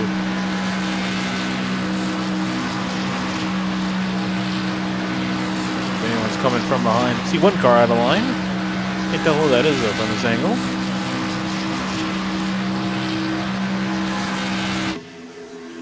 Oh, it's Casey Lakatos. He's being pushed by 87 of Blaze McKinney, we have not mentioned all night long. Yeah, Blaze McKinney let one slip away at the last second at Talladega earlier this week on Monday on the Cup side of things, so I'm pretty sure he wants to avoid that this time around on the Pro Series as some more guys getting Comfortable in that second lane, the express lane to the front. Andrew Payne looking to lead a lap here in the 77 with Jeff Wright in the 48. I haven't talked about him too much this second half, but he's back in the front, and now he's going to try and lead for himself. Looked like Jeff Wright was going to cut down in front of Cedric Hunter. That would have caused a wreck. But 77 to Payne will take the lead. Jeff Wright falling behind in the outside lane. There's Alex Bell, Casey Lakatos, and another car. I think that's Garrett Grant in the number 5, and Hunter, if I'm mistaken, is your pick to win. There he is trying to make some noise near the end. Yeah, Garrett Grant's starting to throw his hat into the mix here. He needs a win to get into the playoffs. He entered tonight right around 22nd in points, so a win would put him inside the top 20 and definitely lock him in with the win. So 7 at Skyler, he's been the pole sitter. I think he's only led a couple laps maybe this race. I'm not sure if he's actually led any, but yeah, he's still trying to make some headway to the front.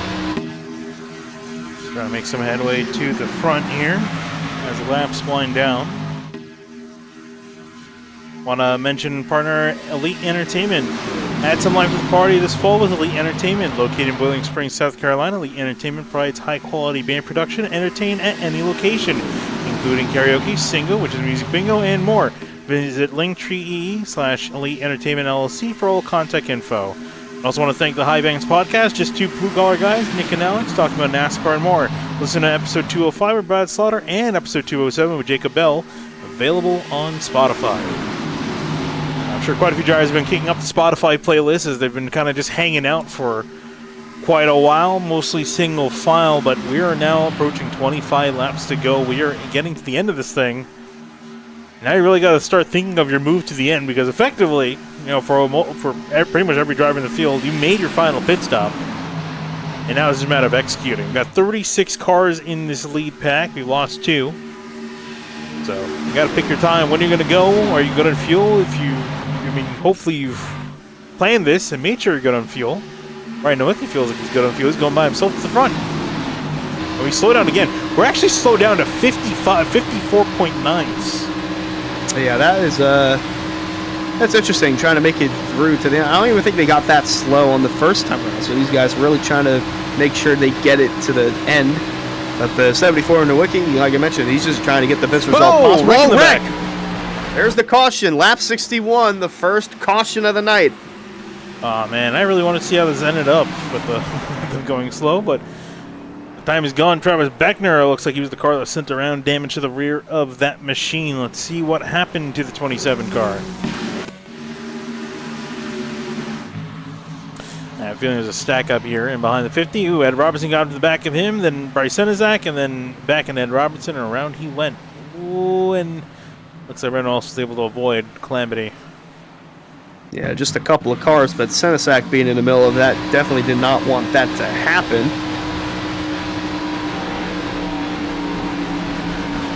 Robinson, and then Senizak, and around he went. Yeah, just some slight contact with the front. Could have been worse. From the 09. Yeah, definitely could have been worse. Right over by Senizak, he was hauling in the outside lane, making quite a bit of ground. All of a sudden the checkup, the hit, and around the 27th lane.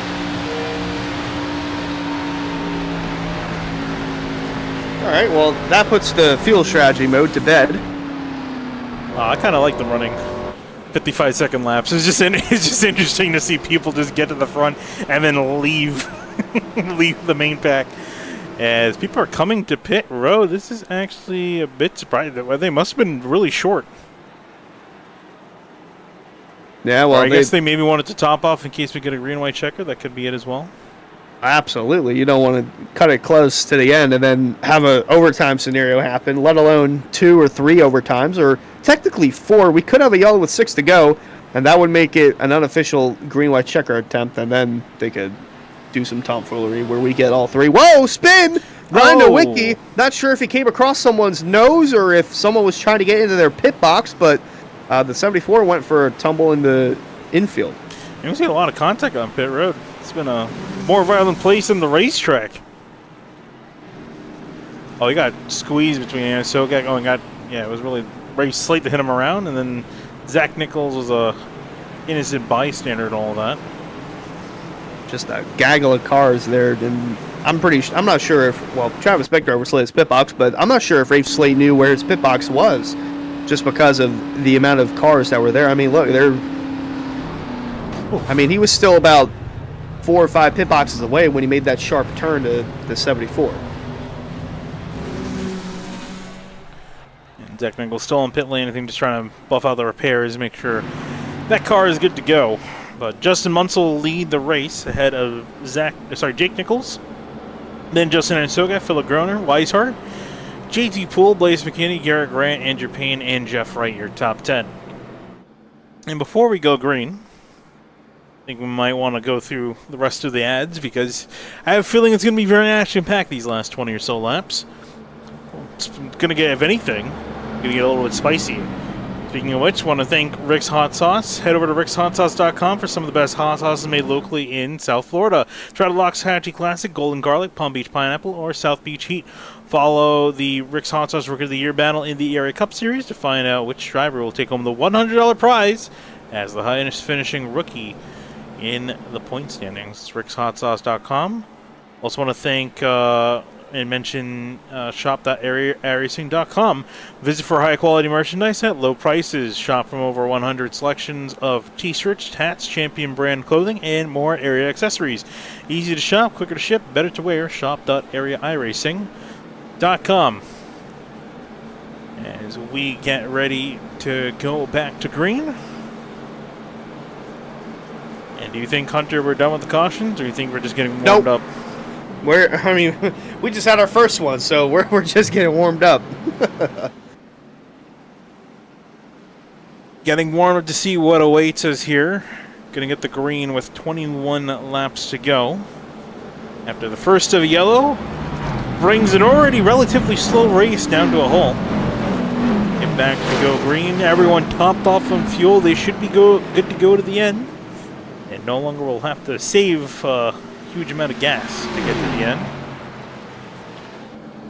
So expect 3 wide, maybe even 4 wide. 4 wide would be pushing it, but they can make it work. Oh, it'll be pushing it, but I think at this point, especially the guys in the back who figure they might have some more time, they're gonna have to may have to force 4 wide, especially considering a lot of the guys in the situation that they find themselves in. You know, guys like pretty much everyone from Alex Bell on back. If you're not running well, you need to make sure you finish well or get the win, because that's the only way you're going to lock yourself in. You don't want to be forced out. Especially, everyone, Matthew Bell on back are pretty much in a must-win. Yeah, it's going to be interesting seeing what kind of friendships you make on these in the last 20 laps, because you don't want to do someone dirty and then have it come back to haunt you, But looking through, who's 12th in points? That is, who is that? Matthew Bell? Is he sitting 12th?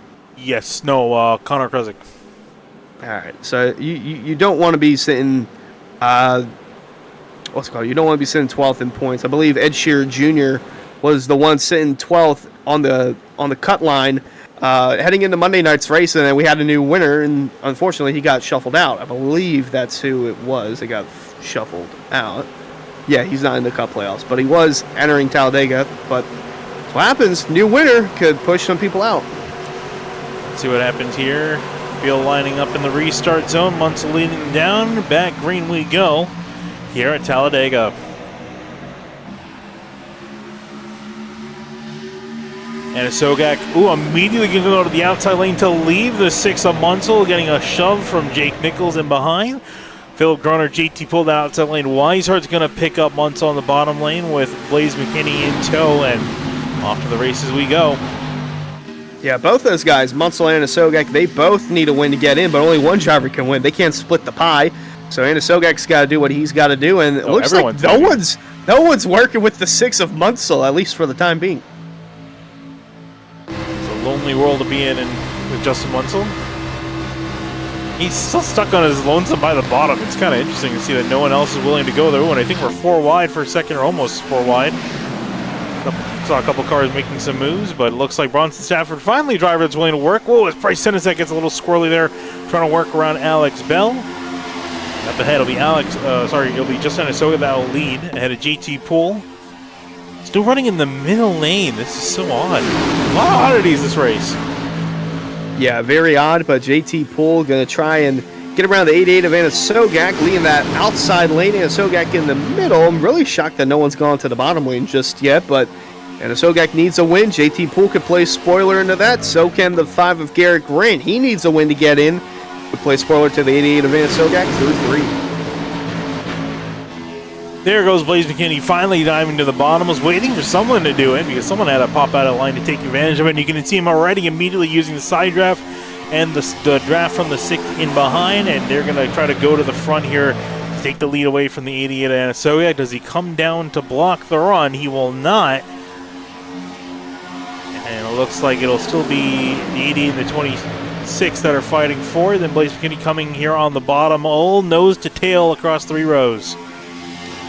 Yeah, a lot of 3x3 action, and Blaze McKinney leading at the front of it. Doesn't want to let Monday night affect him too much. Let the one that got away. He gets a little shove there from the 6. The 88 still pushing his nose out with the 73, who now ducks down to the bottom. So Jake Nichols and Philip Groner are going to lead the middle lanes through 3 and 4 as the 88 steering clear. Outside lane losing momentum with JT Poole, Garrett Grant, Jeff Wright. Looks like they're starting to run out of steam. Here comes the 73 and the 11 in the middle, starting to catch back up. Work their way through the tri-oval. 18 laps to go at the line. Still 3x3. A little squirrely there. The 88 and the 87 of Blaze McKinney. I wanted to say 27 because it's still the Menard scheme, but still giving pressure to the bumper of Anna Sogak. Nice run from the 73 through the middle. And that outside lane, JT Poole starting to navigate their way back towards the front. You see they're door-to-door for the lead, the top 3, and for the other 7 or 8 rows behind. See Blaze McKinney pushing hard in turn 3 to push the 88 ahead, and the 80 will actually leave him. Join the middle lane. Here comes Munsell now on in behind with the bumper. Give a shove to the 87 to push him up ahead. So Anasoga now leading the middle lane. And looks like Nichols wanted to go to the top for a second, backed out of it. See in the back the 16. And that is Tom Bourne. I haven't mentioned Tom Bourne all race long. He's jumping to the bottom, trying to make some moves near the front. Yeah, it's go time now. You're in rush hour traffic. You got to pick a lane and hope that it goes to the front. If not, better hurry up and make up your mind fast of what you want to do. And so I got a tough cut to the bottom lane. That allows Jake Nichols to poke through once more. That top lane is not looking as good as they did on the initial start. Not sure that's from lack of trying or they're trying to wait till the end to really make a solid push. But 16 laps to go at the line. They really get a good run down the backstretch. The middle lane, the outside lane, they all get good runs down the backstretch. It's the corners where it's really hurting them.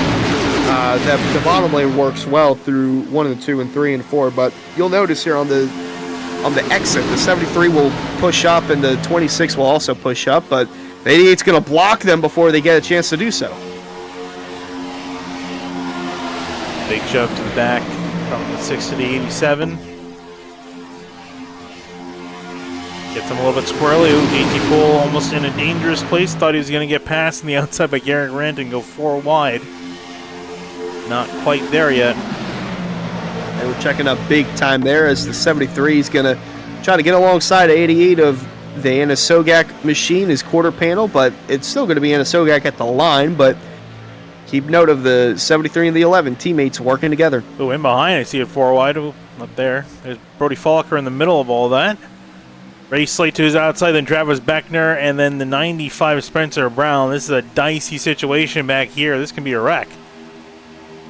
Very well could be. The wreck could come from anywhere, even at the back of this pack, as they're still trying to navigate through 4 wide. I think Brody Falker, well, Ray Slate's trying to go for it through the middle. Oh, there's some contact back there. They two both wreck. Connor Kresick around as well, but he will save it. Folliker around, Ray Slate around. The caution will fly once more. Oh, and Greg Mitchell, gets door there at the end.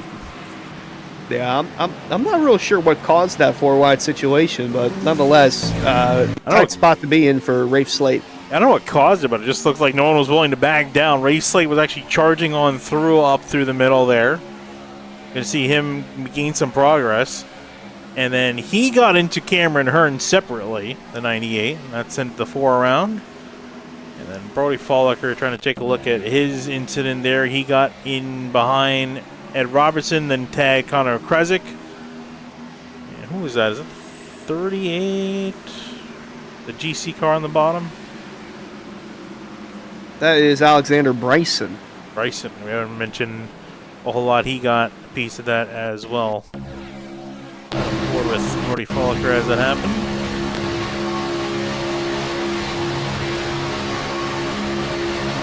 See their tight quarters. Look at tag 14. Yeah, that's not what the 42 needed. He needed a win to get in, and then that secondary hit on the 2 of Greg Mitchell definitely didn't help at all. So he's going to have some damage, and it's going to be impossible for him. Well, there's definitely still a chance, but it's not going to help much with the damage.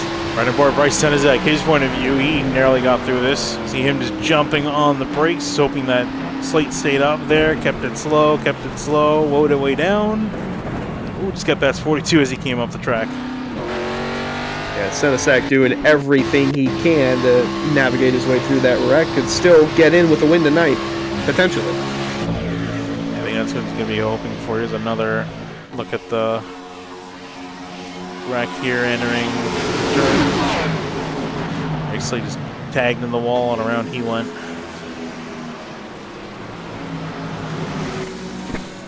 He's down on pit lane with a couple other drivers getting repairs. But as they come back out to the racetrack, it's Blaze McKinney in the lead, and Soget, Munsell, Nichols, and Poole.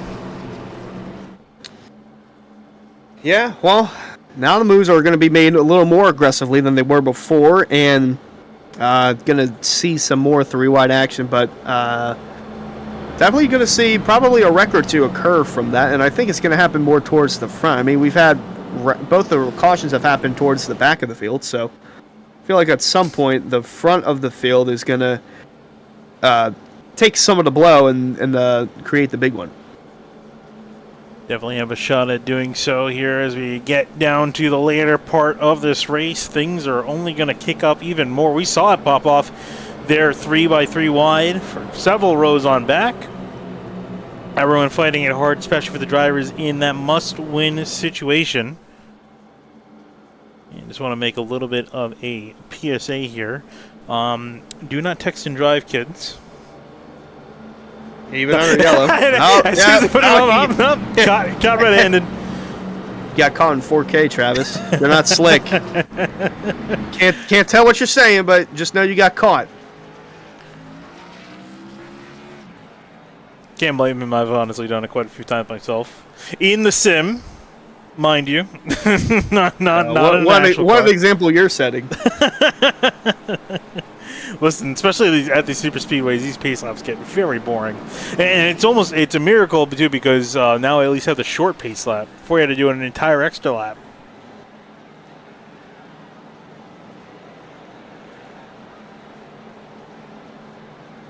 Field lines up, speaking of which, to double up.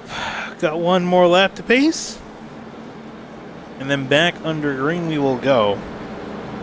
Should be getting this restart with 11 laps to go. Wait, I just saw Victor. I wish he did it again. I think he heard that we were talking about him. He shoved his phone and was texting right up to the camera. Well, don't expose your DMs, buddy. No, he didn't show. He showed the back of the phone.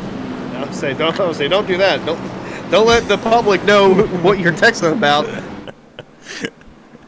Just saw him out of the corner of my eye to do that. But can't do that anymore. Has to get focused now. No more phone in the car. Get a fine from NASCAR. Or a fine from Marion. Or from the Henry County Motorsport Park.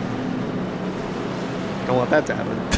Definitely don't want that to happen. But to get the restart here, it's McKinney, Anasogak, Nichols, Munsell, Poole, your top 5. Stafford, Grant, Groner, Payne, Bourne, your top 10. Wright, Nowicki, Weiser, Scully, and Slaughter, your top 15. And then Hunter, Brown, Lakatos, Beckner, and Carr, the top 20.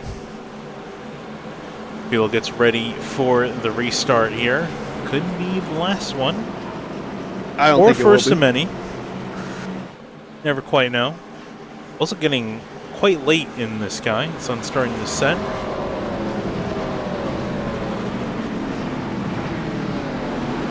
Just 14, I think, what was that, 4 o'clock? I don't know why Kyle made this a military time. That is indeed. That's 4:16. I should know military time as a first responder, but I still mess it up. Oh, great googly moogly. Hey, I got it right.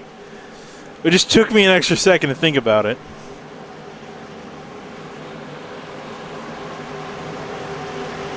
The time is about to start to wind down. 11 laps to go. It's supposed to be over in 10 minutes if we go green to the end. We'll see if that's going to be the case. Field and control of Blaze McKinney. Will we make it back all the way under green flag conditions? We shall see. And get ready for the restart into the zone, and we are back green here at Talladega.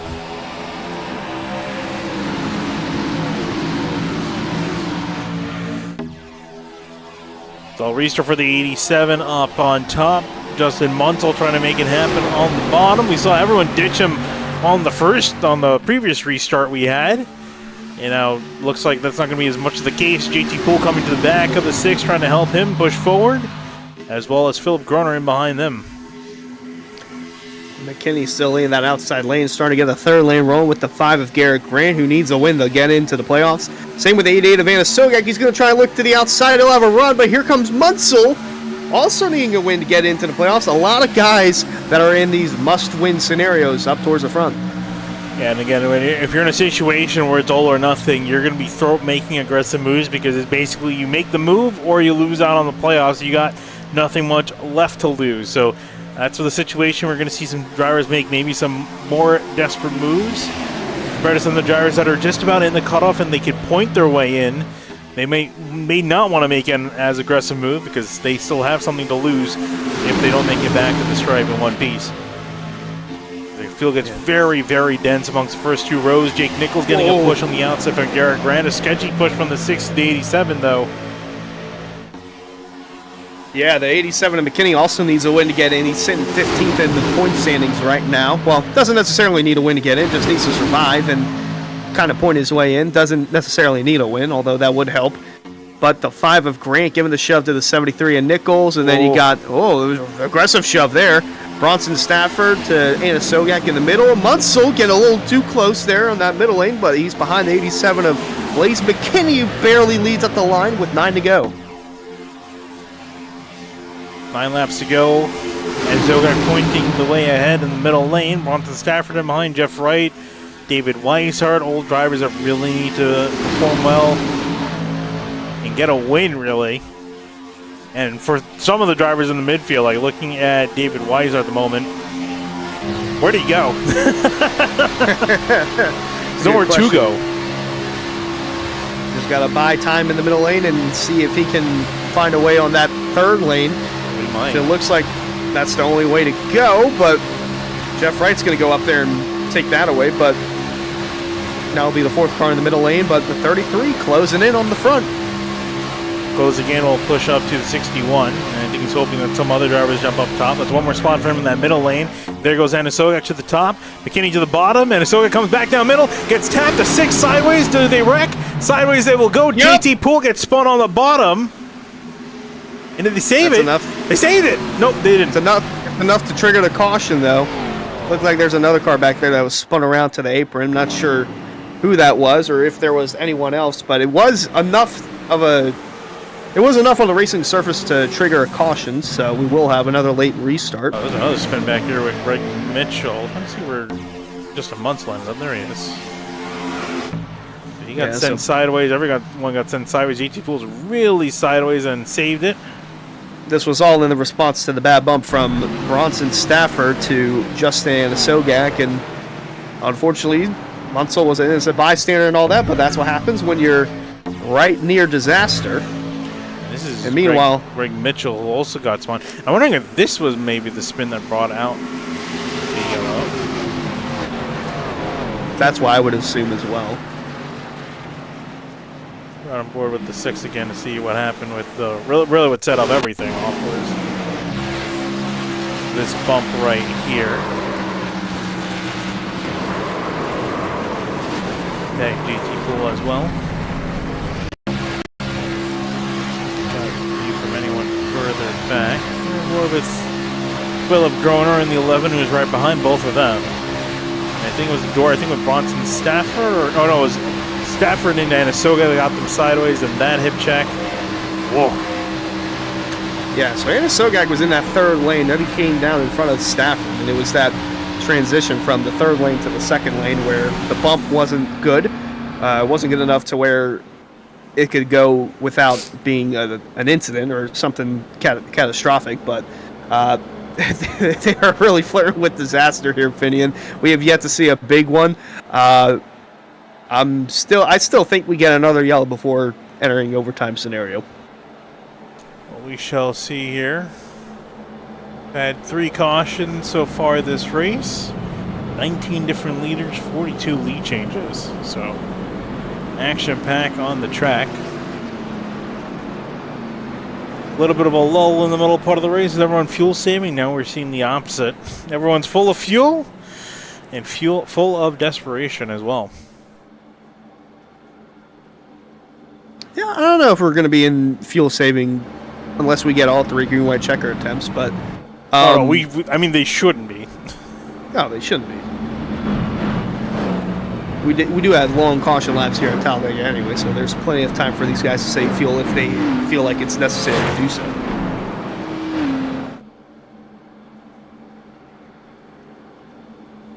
Now, do you think this will be the last caution? Do you think we're gonna have to use up some green white checkers? Because after this point, another caution comes out, it's gonna be green white checkered. Yeah, I was gonna say if they had a yellow with 6 to go, then it'd technically be a green white checker, but it wouldn't be overtime. It's just how the laps would wind out. He never learns, does he? Now, a menace to society as always. Caught in 4K again, second time. Want to check in with the admins. Is this considered actions detrimental to stock car racing? Is that in the rule book? I don't think so. I think foul languages.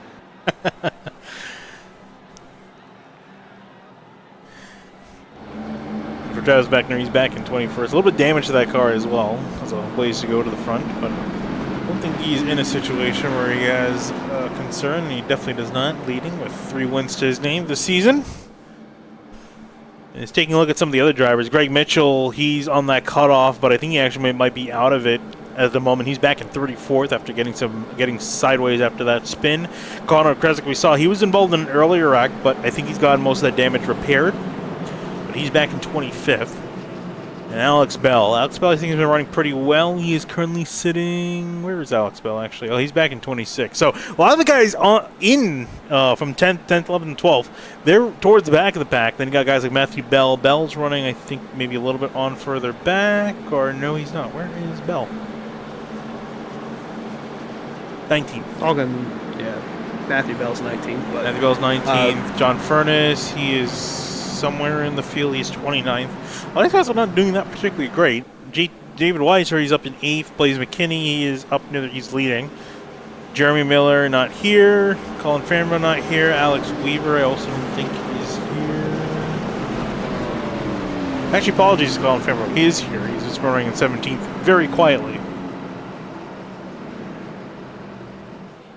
Alex Weaver, I don't know if I have seen him. I don't think so. And then Justin Anasogak, all the way near the front in second.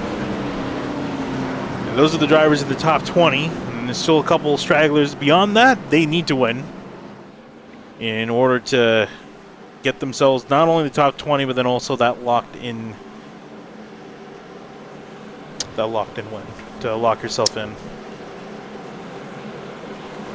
So here we go. Restart going to get it. 4 laps to go.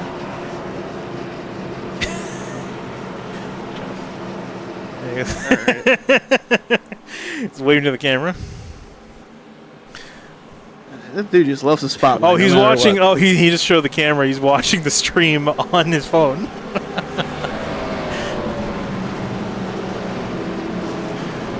He's got to put it down and get into the action here. Don't want to cause the big one by being on your phone. Yeah, I don't think that'll fare well with the admins. No, not one bit. Pace car is going to make the left turn on a pit lane. Kenny leading him on down. See if anyone make some crazy moves on the restart. The restarts have been intense with the moves that the drivers have been making, because I know this is one of the best times to move around some traffic and get some passing done. We'll see what they'll do in the restart zone, and off and away we're back green at Talladega with a decent start for the 87.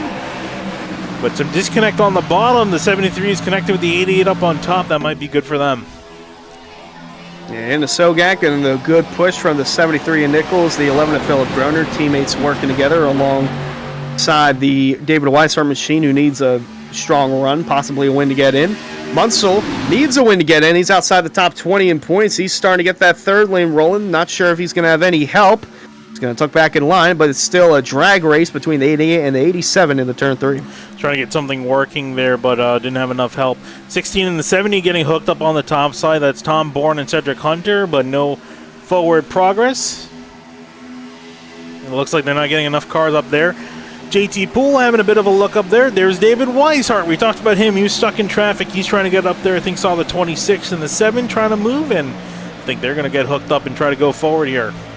Yeah, it's go time. He can't sit back and wait, so he's going to try and do everything he can, Weishart is, to get in the best position possible to win this race, possibly. The 87, 88, though, still leading, but that 33 is coming on that third lane.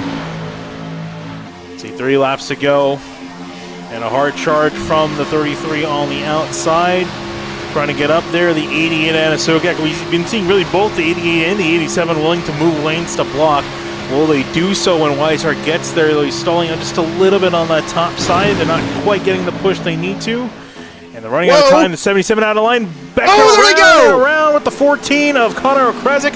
Huge wreck. Nowicki up and over. Oh, Nowicki took flight, and we're going to have overtime, Finian. Oh, boy.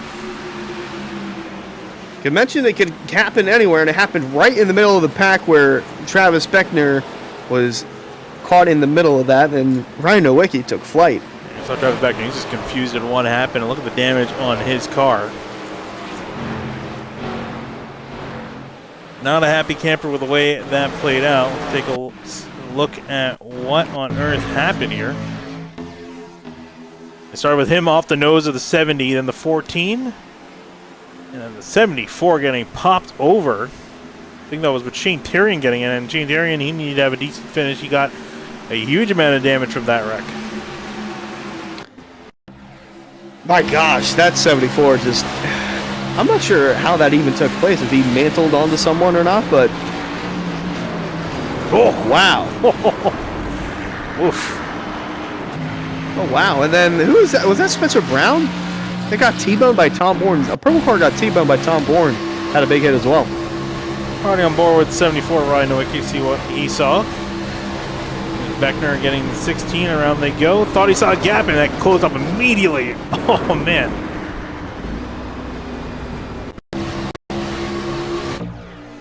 Right, and let's see who else was involved in that. No, I can't return. Tom Bourne in the 16 in the middle of it. And 14 of Krezek went for a wild ride. I think Bryce Senizak mostly made it through that. Yeah, that was Spencer Brown, the 95, that came across the 16 of Tom Bourne. Let's see. Get a better look at that. And he got doored by the 14, thought it was the end of it. And then, oh, right there. Contact with Tom Bourne. At the end of pit road. Oh, and then got hit by, was that Nowicki again for good measure? Let's see if we can take a look and see Bryce Senizak's on board with that. If he was able to make it through. I think he mostly got through. I think he got a couple scrapes and bruises.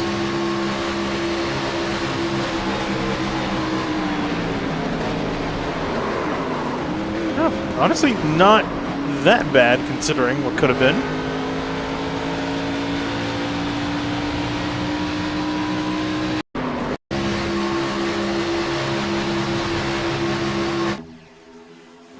look at it for good measure.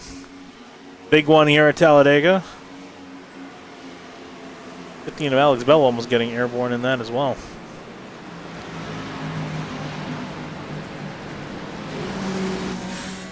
And with that, back under caution once more, into overtime territory we will go. Blaze McKinney is ahead with Justin Anasogag, Jeff Roy, Jake Nichols, Philip Groner.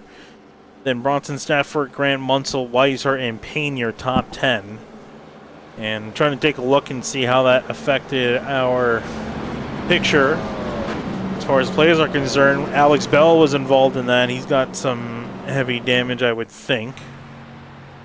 Was Shane Tyrion involved as well? He was involved as well, but he's got a buffer, so I think as long as he can get that car in a repairable state and get out there, if he finishes in the top 30, I think he should be good. We'll have to see really the way it all racks up at the end. Greg Mitchell, he went for a spin. I think damage-wise, he's relatively okay. Connor Kresick, he got probably the worst, one of the worst ends of that. He is running out. He's coming out of pit road now. 29th. Car's not looking too hot, but it's running. I think, let's see, everyone else, for the most part, David Weiser was ahead of that. McKinney was ahead of that. Bambro, I'm pretty sure, was ahead of that. Quite a few drivers near the back ended up getting out of that. Drivers near the front were involved. So it is going to make things a little interesting. Here's Connor Kresick, looking at him getting back on the racetrack. You see damage to the rear of that car. Shane Terrian is actually ahead of there. He's actually gotten that car pretty fixed up. Then Greg Mitchell up ahead, trying to catch the field.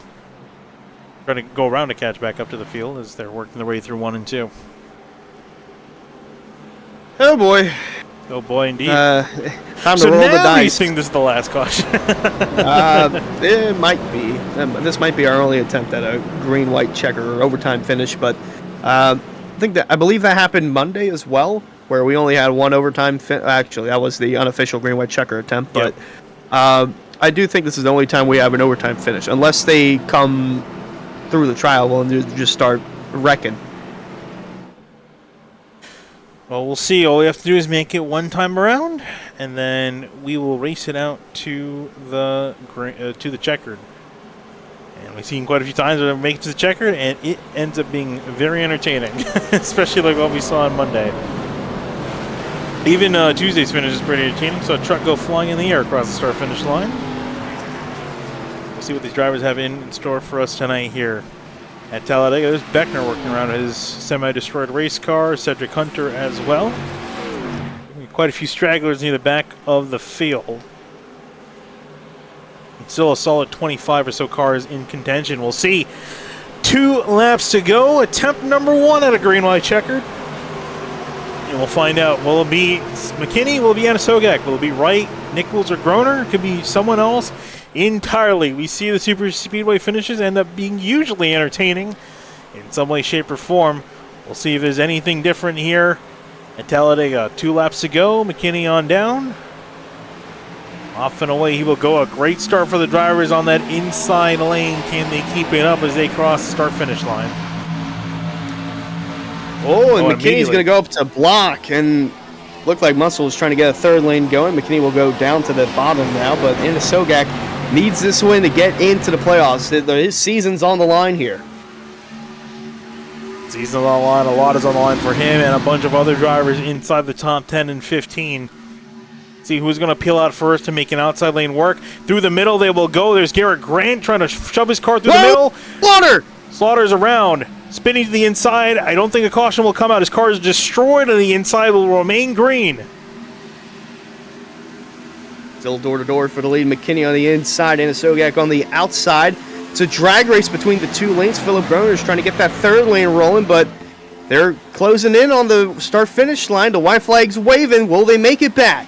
There we go. White flag in the air. 1 lap to go. We are making it back to the stripe. Let's see how they finish it out. The 87 and the 88 in the middle. Up on top. Here comes the 5 of Garrett Grant. It's the 33 of Weiser pushing him on through, but he needs to win himself. Just trying to get to the lead here. We'll see, can they do so? Onto the back straightaway.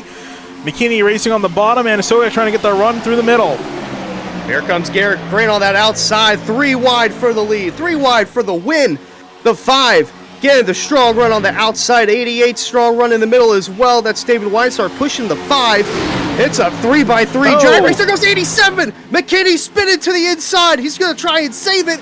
Here they come off turn 4 for the final time. Garrett Grant, David Weishart trying to get it going on the outside lane. Anna Sogak with Jake Nichols. Here comes Weishart making it 3 wide in the middle. It's going to be a drag race to the line. And Justin Anna Sogak gets it done at the last second, just by a nose over the 5, and they just start crashing into turn 1. But Justin Sogak needed that win to lock himself into the playoffs.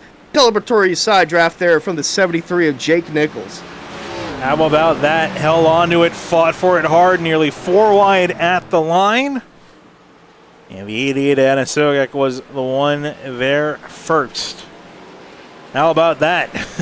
And how about this? It was the same margin of victory as we had it on Monday. 28 1/1000ths of a second separating victory and defeat between Anna Sogak and Garrett Grant. Solid run there. Grant in second place, Weishart in third, Nichols Munsley your top 5, and we'll rack up the order and see, as far as playoffs are concerned, who's going to make it on through. As I'm sure Anna is just trying to wrap it all, just to take it all in. After a chaotic last lap, fairly a lot more civilized than I thought it was going to be. We saw McKinney get involved in a incident. Brad Slaughter getting dumped on the back straightaway, ended up getting taken out, and then a run to the line. That car giving a congratulatory bump. Well, yeah, we got to look at the points and where everything shakes out. But one thing we do know, Anna Sogak's locked in. He was 20th in points heading into tonight. Got the win, so he's automatically locked in. But Blaze McKinney, he finished 20th. So depending on where the point standings shake out, he might be on the outside looking in. Had he not wrecked, he might have been in on points alone. But David Weishart's going to put himself in a good spot. He's third. Well, started third. Finished third. He was, I believe, 15th heading in. He was tied with Blaze McKinney, actually, so could be the difference between making the playoffs and not making it, depending on where everything shakes out for the 87 and the 33. Yeah, and then one thing you definitely have to take a look is the run to the line there at the end. So close between all these drivers, and a fantastic run. Take a look at your replay there to see how this ended up. So this is the run for these drivers to the end. See Garrett Grant getting pushed. David Weishart there shoved as well. Saw his chance to make something happen and just wasn't enough. And then also with Jake Nichols there. I think the 33 was committed and the shove to the 5 was just a little bit too soon. But man, oh man, the 88 of Anna Sogak pulled one through. Courtesy of Jake Nichols giving him the shove to the win. Almost 4 wide at the stripe, and Garrett Grant 28 1/1000ths of a second away from locking himself into the playoffs. Just want to try to see if we can. Went a little too faster. It's hard to try to time this right. There we go. I think that's the best shot we're going to get. And then taking a look here at the line, there's your margin of victory there. And even closer and behind for second and third place coming flying across. But man, oh man, what a run there to the line. Taking a look here at your race results. Justin Sogak taking the win, 20,000 of a second over Garrett Grant, then Weishart, Nichols, Munsell, Philip Kroner, Jeff Wright, Payne, Stafford, and James Kelly rounding out your top 10. And then JT Poole coming home in 11th, Matthew Bell 12th, Colin Fambrough 13th, Zach Nichols 14th, Shane Abbey 15th, Cameron Hearn, Zach Carr, Casey Lakatos, Greg Mitchell, and Blaze McKinney round out the top 20. And moving on back further behind them, drivers that ran into some more issues more towards the end. Matt Kemp, Shane Terrian, he had his car ruined, but I think he should be moving on with the points gap he had. Bryce Senizak is in a little bit more of an iffy situation. Got Connor Kresick as well in a iffy situation. Bryson, Furness, Deweese, Travis Beckner, Cedric Hunter, and Joey Chapman in your top 30. And then outside the top 30, you got Alex Bell, Brad Slaughter, Spencer Brown, Ed Robertson, Tom Bourne, Ryan Nowicki, Rafe Slate, and Brody Falliker rounding out the top 20. And it looks like unofficially the last driver to make it in on points in the playoffs is Greg Mitchell by just 7 points over David Weishart. So even though David Weishart gained 3 spots, it wasn't enough.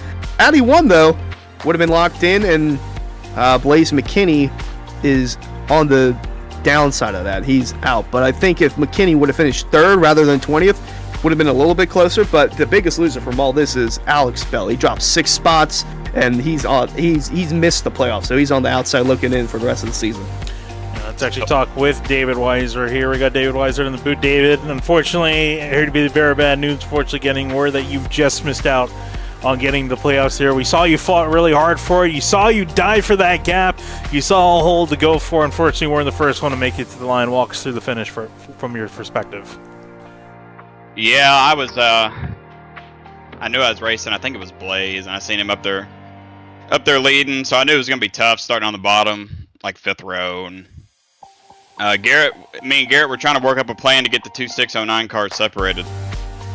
And hey, we got them separated, and we were just we were hoping that I could get clear, and we did. We moved up, and from the time out of 2 on the last lap into the trioval, we didn't come separated, and we had a really good run on the exit, and I gave Garrett a little bit of a bump going into the trioval, and it washed him up, and I was pretty committed to helping him. And then once I seen an opening, I knew it was going to be close on points, and I had to take the gap. And we've raced Justin for a long time, so we all raced pretty clean there. A little trade and paint there coming to the finish. We're coming to a win, so that was the most fun I had during the whole race there at the end, because the first half with the fuel saving bullcrap, it's terrible. It's not fun. So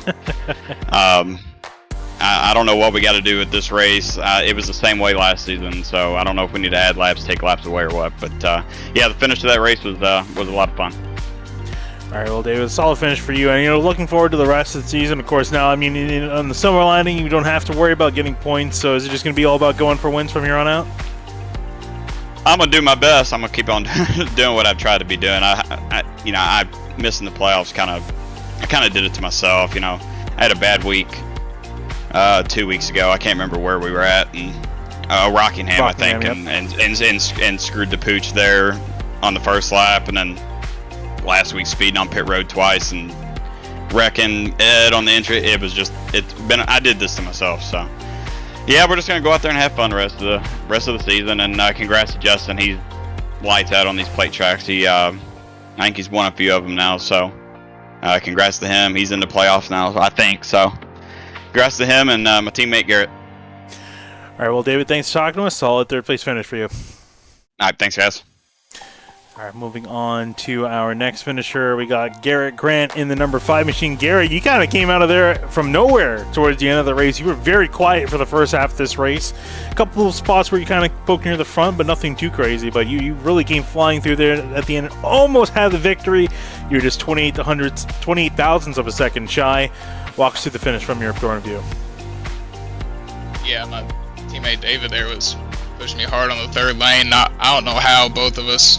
We started on the bottom on that final restart there, and I forced it 3 wide middle, and I think I separated Jake and Phillip, which is what we wanted to do. And then David just happened to get through it with me, and we went out third lane, and he was shoving me so hard. Like I thought we had it coming out of 4, and then coming in the trial, he pushed me just a little too hard and shoved me up to the third lane, and he had to do what he had to do and got under me, and man, it was so close. It sucks to come up 1 spot short for the playoffs, but finally just happy to get a good finish, that's for sure. Yeah, and walk us through, the middle of the race, the whole, fuel saving that we saw there. You guys were nearly 3 seconds off the pace. Was the plan, to kind of work with it? How close was it looking for you guys before the string of cautions we had that brought everyone back down to pit road? Was it close, or were you guys just trying to make sure you got into that fuel margin and then step on the gas? Yeah, everybody was just sitting back there saving. It was like we were cruising on the highway. We were going like half throttle and stuff everywhere, and if you wanted to jump to the outside, you could go, but you were costing yourself fuel. But yeah, we were just sitting there saving, make sure we could hit our fuel number we needed to. But I was about 3 laps to the good at that point, so I think I was pretty much good to go. All right, well, Garrett, solid finish for you in second place, just shy of the win, but a great result. Let you get going. Thanks for talking to us.